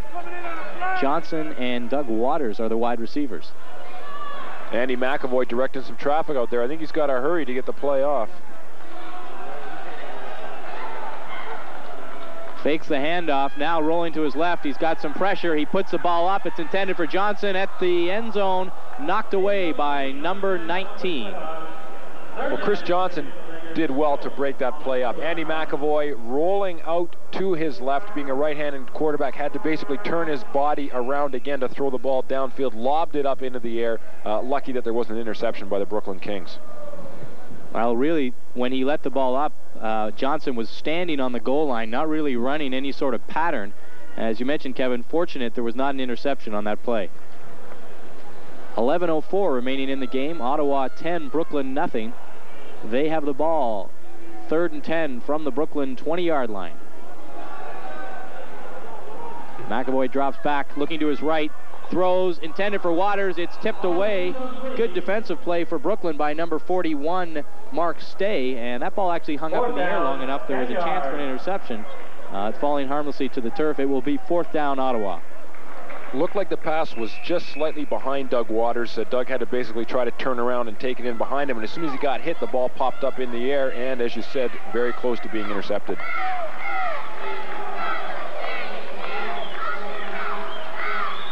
Ottawa on a 4th and 10 situation is not showing any sign of a field goal. 2 running backs, 2 wide receivers.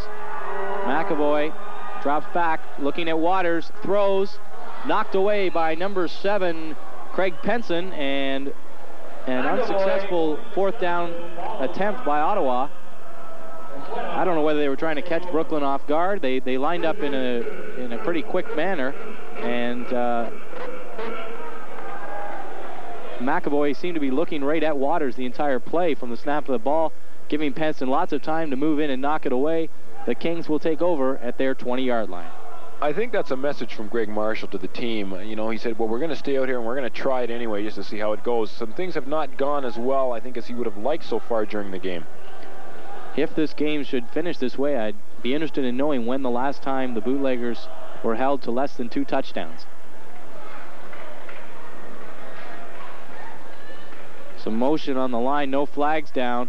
Kevin Boyd carries for Brooklyn to about the 22-yard line. Mike Morris almost caught that time, had jumped across, managed to get back when the ball was snapped.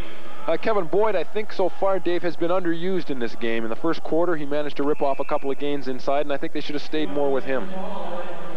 Well, Boyd has seen limited success and really seen the ball a limited number of times throughout the game, despite rambling on fairly effectively in the opening minutes of the game. I know. In the first half, for instance, he had 6 carries for 24 yards. I think that's one of the few times we've seen him with the ball in this second half. 9:40 remaining in the game. Ottawa showing blitz. Fake handoff right in on Moles is number 90, Dave Weatherall, getting the sack. Lance Thompson in there to help him.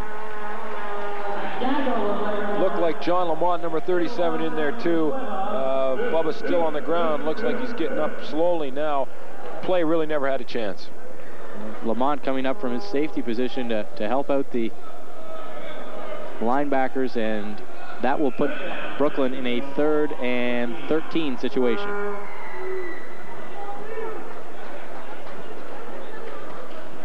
That's a situation where maybe if Moles had been able to audible out of a passing down, Ottawa was showing blitz clearly several seconds before the snap of the ball. He will go from the shotgun here on 3rd and 13. Ottawa again showing blitz, everybody up at the line.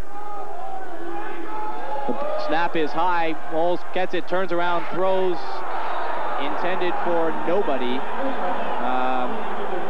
Realistically, there was not a King. The nearest King was number 44, Kenny Bond, and Bond was a good 15 to 20 yards away from where that ball landed. Yeah, possibly could have been a grounding call, Dave. I think Bubba realized that the rush was coming in on him. We saw the linebackers jumping up and down, trying to, or showing blitz and then dropping out of it at the end. And I think Moles just got a little shook up by the whole thing and threw the ball away. It's funny, most times you see a grounding type situation, it's where the linebacker or lineman is right, it almost has the grasp on the quarterback. Moles was still 4 or 5 yards away from any Ottawa defender when he let that ball go. David Lewis on to punt for Brooklyn. Wobbly kick, lands at about midfield. Straw will take it at about his 45. Now he's got some pressure, dances away. Good tackle recovery made by number 52, Kevin Saxon, for Brooklyn. And Jim Jefferson, number 66, I think is going to be called for a late hit there, Dave. Jamie Straw down on the ground, and Jefferson just came in and piled on him.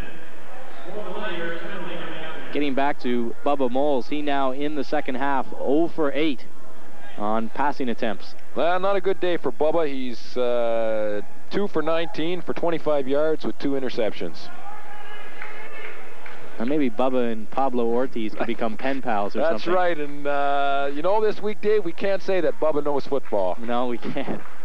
Pablo Ortiz, the quarterback of the New England Crusaders, who experienced similar difficulties against the Ottawa defense on our last telecast. And in that game, Pablo Ortiz, or whoever was wearing number 10, certainly demonstrated that he was a game football player, but he took a terrible pounding, and I think Bubba's been feeling some of that tonight. Indeed. 8:34 remaining in the game. Going to wait for the chain markers to get down the field here. The Bootleggers lining up while the chains were still 15 yards back downfield. Now we're ready. 1st and 10, Ottawa, from the 31-yard line of Brooklyn. They have been scrimmaging within Brooklyn's end all night and have yet to come away with a major on offense. Handoff to Hunt. He takes it to about the 27. The ball's fumbled. Brooklyn indicating they have it. They do. And Neil Hunt fumbles the ball away. I don't know if we have a stat for turnovers.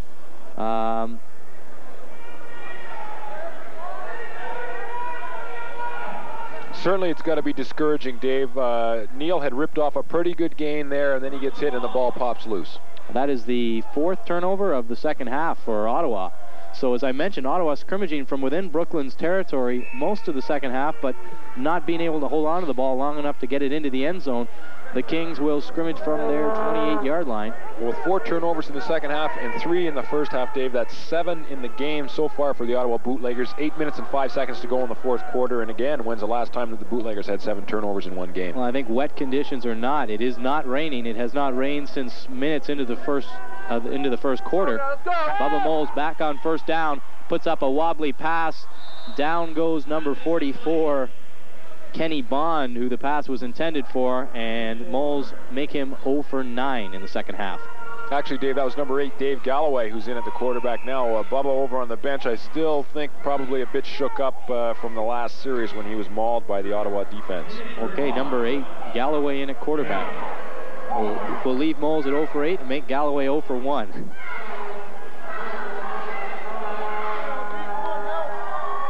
Galloway has lined up at wide receiver most of the night, played some special teams and some defense as well, I believe. On 2nd down, Bootleggers showing pressure. Handoff goes to, couldn't see the number before, number 33, Billy Hicks it is. And Hicks will pick up about 4, and it'll be a 3rd and 6 situation for Brooklyn. Well, Galloway looking actually fairly good at quarterback as far as knowing where to hand the ball off, and that has been a chore for some of the players out here tonight. Well, they're moving the ball a bit on the ground again. I think the thing that's killed them throughout the night is the lack of a passing attack of any shape or form, a consistent passing attack so far. 3rd down and 6 as we approach the 7-minute mark of the 4th quarter. Hey, 19, you're going to get robbed again. Galloway fakes the handoff, looking downfield, puts it up, intended for number 19. He's there. We've got a flag down. We'll see. Tim Yee was there for Ottawa, and we'll see what the call is. It looks to be interference. Andrew Ferguson, number 43, also there, and I think that's exactly what it's going to be. And for anybody that's a Washington Redskins fan, Billy Kilmer and Sonny Jurgensen threw passes just like that, a bit wobbly, not the tight spiral. Unfortunately, this is the sort of thing, Dave Naylor, that the Bootleggers can't get into. Well, we'll watch the replay. That ball was put up, the pattern was complete, and number 19 was left standing there. Not really a pretty play, but I believe one of Brooklyn's biggest gains of the night. 25-yarder, we've just been informed, the gain for the Brooklyn Kings, so that certainly moves them to the Ottawa side of the field. Indeed, they will scrimmage from the Ottawa 42-yard line. Galloway at quarterback. Falls, hands the ball off to Boyd. Boyd stacked up there just behind the line of scrimmage, and good effort from Galloway just to get that ball away. Certainly was, and showed a lot of good football sense there. Had the wherewithal to have the concentration to try to make the handoff anyway. Boyd got the ball. Unfortunately, when he did, the line had basically collapsed, and the defenders were all over him. Loss of a yard on the play. It will be 2nd and 11. Bubba Moll started at quarterback for Brooklyn. He took the Kings into the fourth quarter, was 0 for 8 passing in the second half, and had met the turf a few times, courtesy of some Ottawa defenders. Galloway in at quarterback now.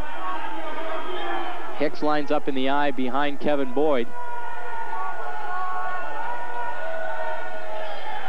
The pitch is to Hicks. He's got a block. Boyd not doing a very good job at blocking. As I mentioned, he had a block, he missed it, and taken down at midfield for a loss of about 5 is Billy Hicks. Shane Ireland and Mike Morris in on the tackle. Excellent defensive play. The way that play started to develop, it looked like it had some potential, but as I mentioned, missed block by Boyd, and Hicks really had no chance. Here you see the score, 10-0, 5:09 remaining in the game. Looks like Brooklyn has taken another timeout, and they don't have any more left in this game. The final timeout taken here with more than 5 minutes remaining in the game. The Kings will try to talk over this. This is as good a field position as they have had in the second half, I believe. Correct me if I'm wrong there. They may have recovered a fumble deeper in Ottawa's territory, but for quite some time they have been lodged in their own end. Well, certainly it's been through benefit of Ottawa errors or mistakes or penalties that the Kings have gotten any sort of field position, so far. And I think what they've got to do, again, 5 minutes and 9 seconds to go, only down 10 points. The game is not over, but Brooklyn needs a score, either a field goal or a touchdown. You mentioned the game is not over, but Brooklyn is going to have to come up with something more consistent than they've had up to this point in the game. They are in a 3rd and long situation here. Lashley to the left at wide receiver, and number 19, who we still don't have a name for, at the right. Bootleggers showing all kinds of pressure here. Pitch goes to Hicks. He's going to cross midfield. He's taken down there by, I believe it's Lance Thompson, number 97, and it will be a 3rd and long situation again, really just out back to the line of scrimmage for Hicks. The play looked like it had some potential when it started off, Dave. The pitch came out from Galloway to Hicks. Looked like he might be able to turn the corner, but as you said, number 97, Lance Thompson, closed extremely quickly and came up with a good tackle. So 4th down. Clock ticking by the 5-minute mark. Back deep for Ottawa is Jamie Straw. Once again, the Bootleggers with a lot of men up on the line of scrimmage. They may go for the block. Ottawa has blocked 2 kicks this evening. Mike Morris with one and Lou Edwards with the other. Lewis gets the kick away. It's short, hits it about the 20, rolls to Straw at about his 10-yard line. Now he's going to go back to about the 5. Coming around to the left side of the field at the sideline. He's got a block still out there. Cuts back towards the middle of the field, and he may go. He will go. Jamie Straw is all alone. The 35, the 25, into the 15. He walks it into the end zone with 2 or 3 blockers escorting him in. There is a flag down at the Ottawa 13-yard line. And I think we talk about Jamie Straw's running ability, but that time it was his ability to run towards his blockers, pick them up, and cut behind them as he ran up the field. Well, Jamie ended up with a good bounce on that ball when it landed on the ground, Dave. And when he took it, he managed to go to his left, and as you said, wait till the wall established himself. Wait till the wall established itself. Here you see Straw. We're going to watch the replay. He heads back and watch him run towards his blockers. There you see, I think, where the flag was. Unfortunately, one of those blockers throwing a clip. I believe we saw it there on the replay just to Straw's right as he headed towards the left side of the field. And that play is going to come back. So a 95-yard touchdown return by Jamie Straw is nullified by a clipping penalty. And instead, the Bootleggers will scrimmage in the shadow of their goalposts. Very unfortunate. Jamie Straw had an 80-yarder in the first half. To put a 95-yarder in the second half certainly would have been great. Unfortunately now, with the penalty, the Bootleggers are going to have to scrimmage from the shadow of the goalpost.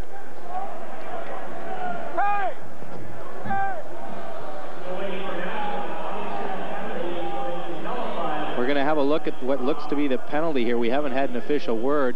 Watch the slow motion replay.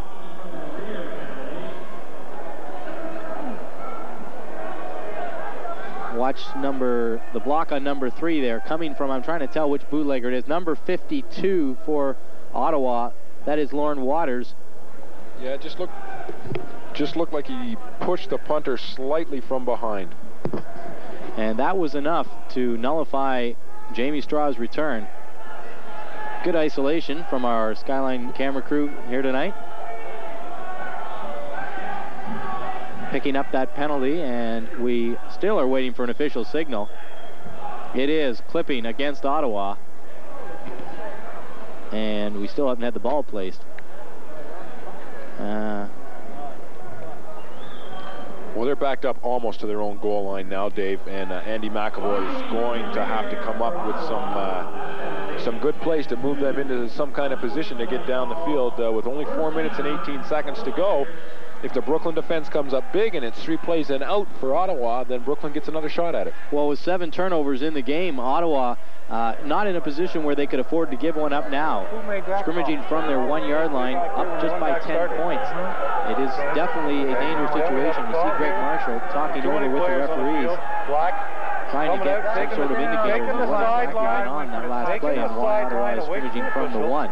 And then we have an unsportsmanlike conduct on the coach for throwing the flag away. It's 1st and 10 black. Okay. Here's fucking terrible 76. Well, we'll see. The referees look like they're going across the field now, Dave. They're going to talk to the Brooklyn coach. Whether there's been some sort of mistake here and the ball will be placed somewhere else, who knows? Well, we've got 2 of the referees at the Brooklyn sideline, and McAvoy and the Bootleggers look like they were ready to snap the ball. Now they'll go back into the huddle. This is like an extra timeout for Ottawa. And you see the referees explaining. Frank Fucci is the Brooklyn Kings head coach.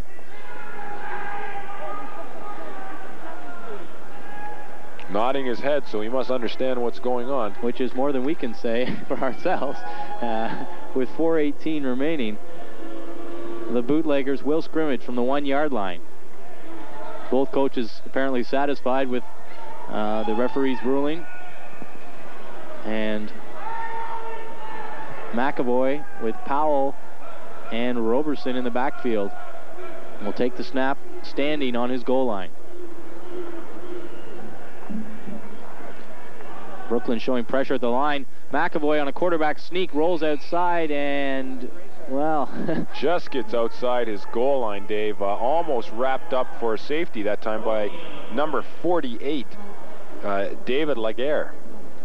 Well, McAvoy, his knees falling just across the goal line, was wrapped up his legs inside the end zone.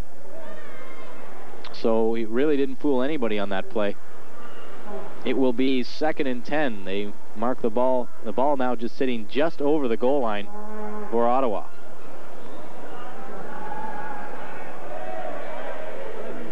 Brooklyn showing pressure again. McAvoy will take this one straight up the middle, and he gets pummeled as he falls to the turf at about the 5-yard line. Coming in with a big hit is number 47, William Beaker, the linebacker. Not a bad play that time, Dave, by Andy McAvoy to take it straight up the middle. Number 45 for Brooklyn, Ray Evans, has been jumping into the middle all night, showing blitz, and that time he effectively ran across the line of scrimmage and took himself out of the play. The Bootleggers still need a first down, but they've got a bit of breathing room. At least when Andy takes the ball, he doesn't have to stand in his end zone to get the play underway. 3rd and 5 as we approach the 3-minute mark here of the 4th quarter. McAvoy takes the ball, hands it to Roberson, Roberson across the 7-yard line, and it will be a 4th and 3 situation. On comes the punting unit, and Brooklyn will get the ball back in fairly good field position. A chance to get on the board or do more. Well, Mark Titley's going to come into punt here, and I'll tell you something, Dave. He's going to be standing right about at the back of his end zone to get this punt away. I think the Bootleggers have given him just enough room. The Bootleggers have about 12 yards between the back of their end zone and the line of scrimmage. Brooklyn with 2 players deep, everybody else up on the line. Good pressure. He gets the kick away, a good kick. It's going to go out of bounds at about just over midfield, and a great effort from Mark Titley to get that ball away, and not just get it away, but put the ball into Brooklyn territory. Yeah, from where that ball left his foot, Dave, that punt probably traveled 50 yards or a bit more. So an excellent punt by Mark, and he's given the Bootleggers a good shot in the arm. Now Brooklyn, they've got to go half the field to score, and as we said earlier in the game, they really haven't demonstrated the ability to do it.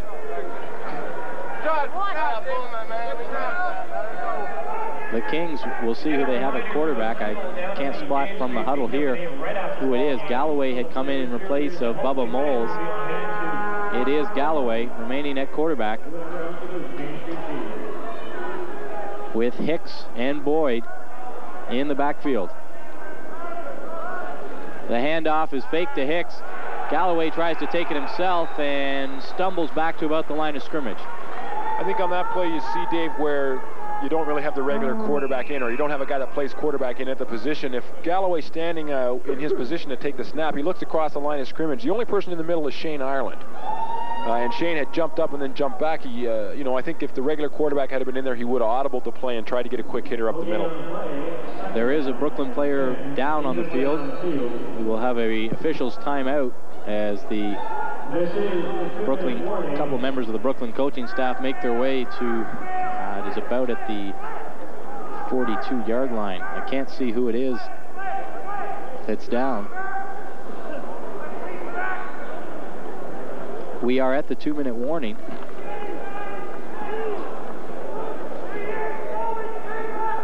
The injured player is number 77, and we don't have a number 77.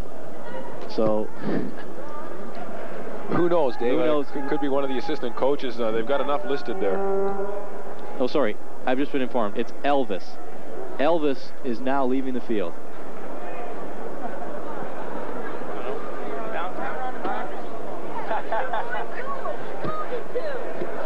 And as Elvis makes his way to the sidelines, the teams will huddle.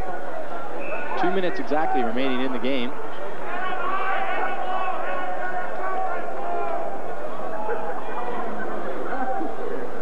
Second and 11 for David Galloway and the Brooklyn Kings. Handoff. In all kinds of trouble is Billy Hicks.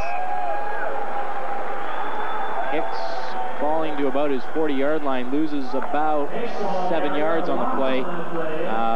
The play really fooling nobody and leaving Hicks all alone with no blockers. And Brooklyn is heading in the wrong direction here at a time when they can't afford to. 1:34 left in the game. The Kings have no timeout. They trail 10-0. Actually, not a bad play by Hicks there time, Dave. I know he lost yardage, but he was just going to get stacked up, so he just went down and probably saved himself getting pummeled. Hicks in the game here, 4 carries for -2 yards. And sorry, that's in the second half. So it's been a tough second half coming back into the game. Now, here's a keeper for Galloway. He's going to run around the end. He's got a block, cuts it back, got a couple men with him, makes it across midfield, and a flag will go. Well, what an official could see in that stack of players, who knows, Dave? Well, there's another.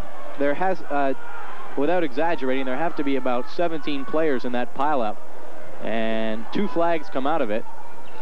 Galloway comes out of it, and it's going to be, at least one of the flags is going to be against Ottawa. Looked like some pointing by the official at Mike Morris, number 55, the linebackers for the Bootleggers. Mike known to have a bit of a temper, so maybe something was said or done when that scrum got together on that last tackle. A gain of about 12 yards for Galloway on the play. He uses blockers fairly effectively across midfield. The unsportsmanlike conduct against Ottawa is going to move the ball down to about the 34-yard line. So with a minute and 1 second remaining in the game, Brooklyn will get one last shot at getting on the scoreboard. Last week, Doug Waters, Chris Morosky, and Jamie Straw were the recipients. Stick around for today's recipients.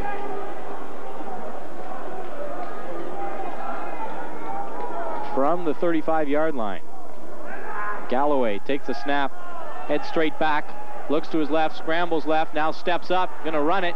He's hammered, the ball pops loose, and Ottawa football. The Bootleggers have it. Galloway had his arm cocked high and was hit by number 98 Paul Brown and 2 or 3 other players. Ottawa takes over, and Kevin, that should put a wrap on this one. Yeah, I think you'll just see the Bootleggers will come on the field now. Andy McAvoy will try to maybe get a couple of first downs and run the clock out on this one and get out of here with the victory. Galloway, I think, made the mistake there, Dave. He pumped the ball a couple of times, and in that, and then he tried to make his move up the middle as the pocket was crumbling around him. Again, I think if a quarterback who plays all the time had been in there, he may have tried to fling the ball just down the field and out of anybody's reach and get another play out of it. Well, with no timeouts left, not much the Kings can do here to stop the clock. Ottawa should be content just to run it out. McAvoy at quarterback. He only drops back, throws a deep pass, intended, now there's some contact, it was intended for number 87, Lou Edwards, and the contact was incidental after the ball had landed. There's another one for me. I said they'd be ready to run this one out, and they throw a 40-yard pass downfield. 47 seconds left in the game. Neil Hunt runs in from the sidelines for Ottawa. You see the field still fairly wet, water spraying up behind him. Domri Roberson will go out. 2nd and 10 on the 39-yard line for Ottawa.